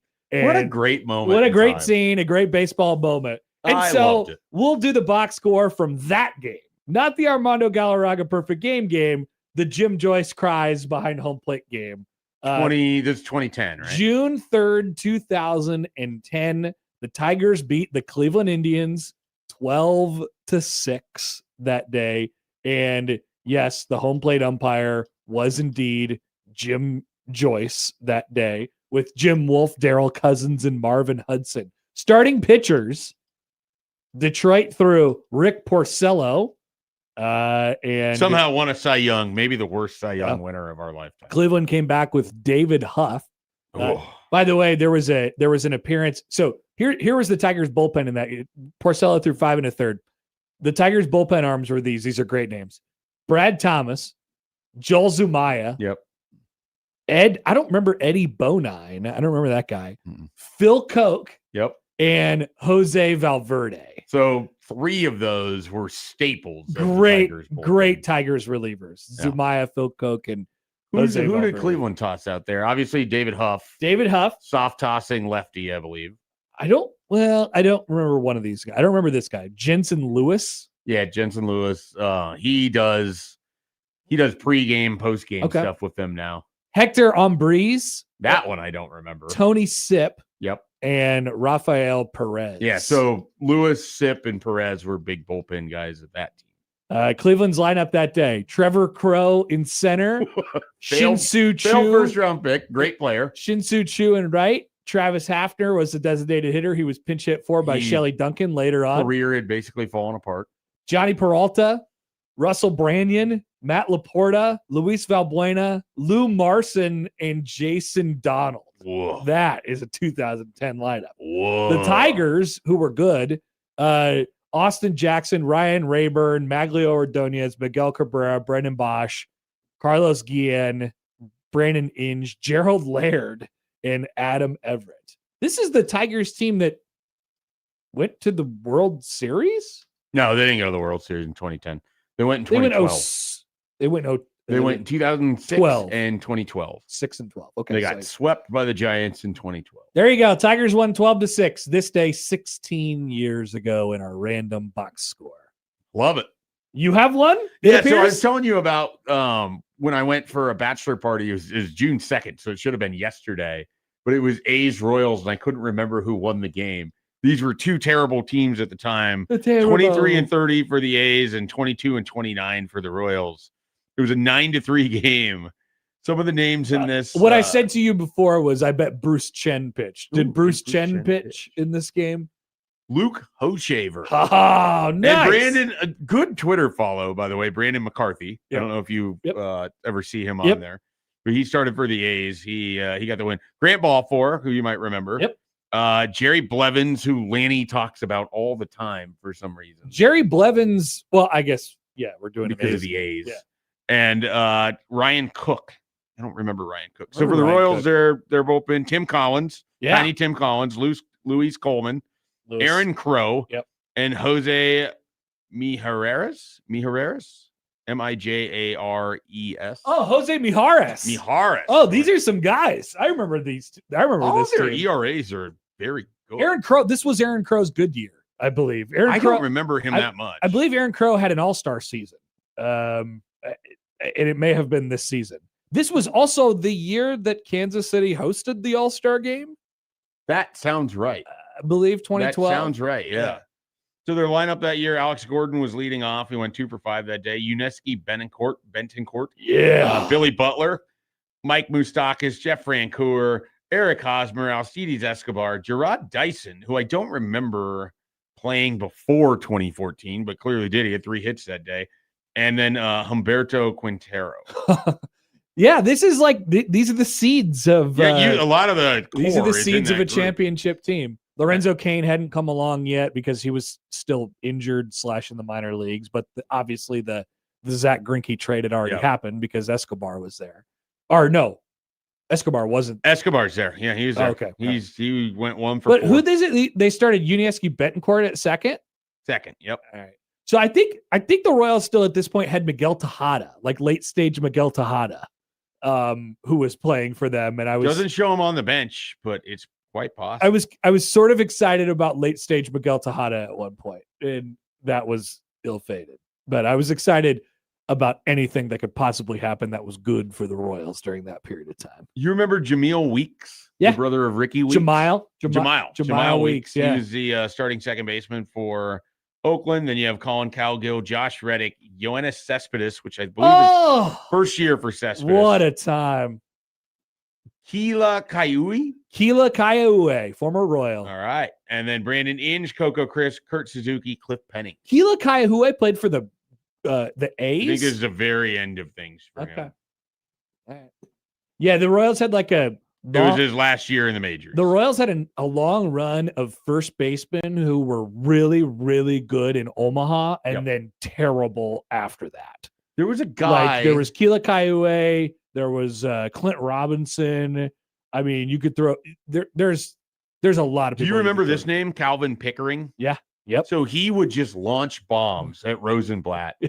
And I would read about it in the World Herald and think to myself, why are the Royals not calling this guy up? But he had massive home run seasons in the minors.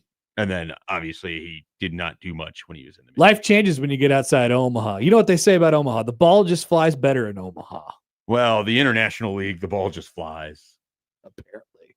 Well, Werner Park is a bit of a bandbox, but you know. Was it the Pacific League for the It longest was a PCL, yeah. Yeah. And now they're in the International League. No doubt about it. Shout out to the Omaha Storm Chasers. We'll catch up with Marty Cordero very, very soon. A little tease ahead to next week. All right.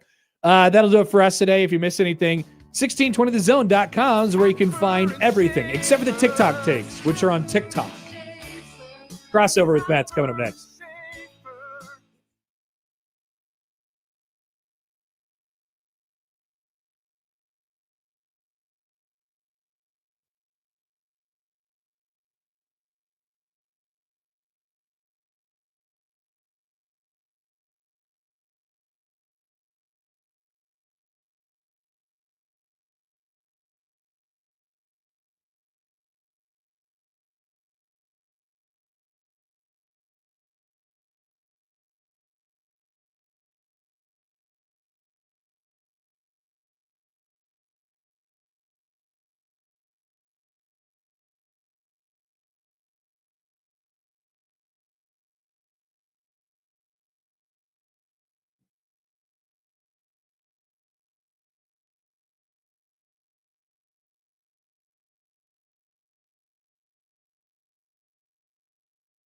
Good luck with that, Dan.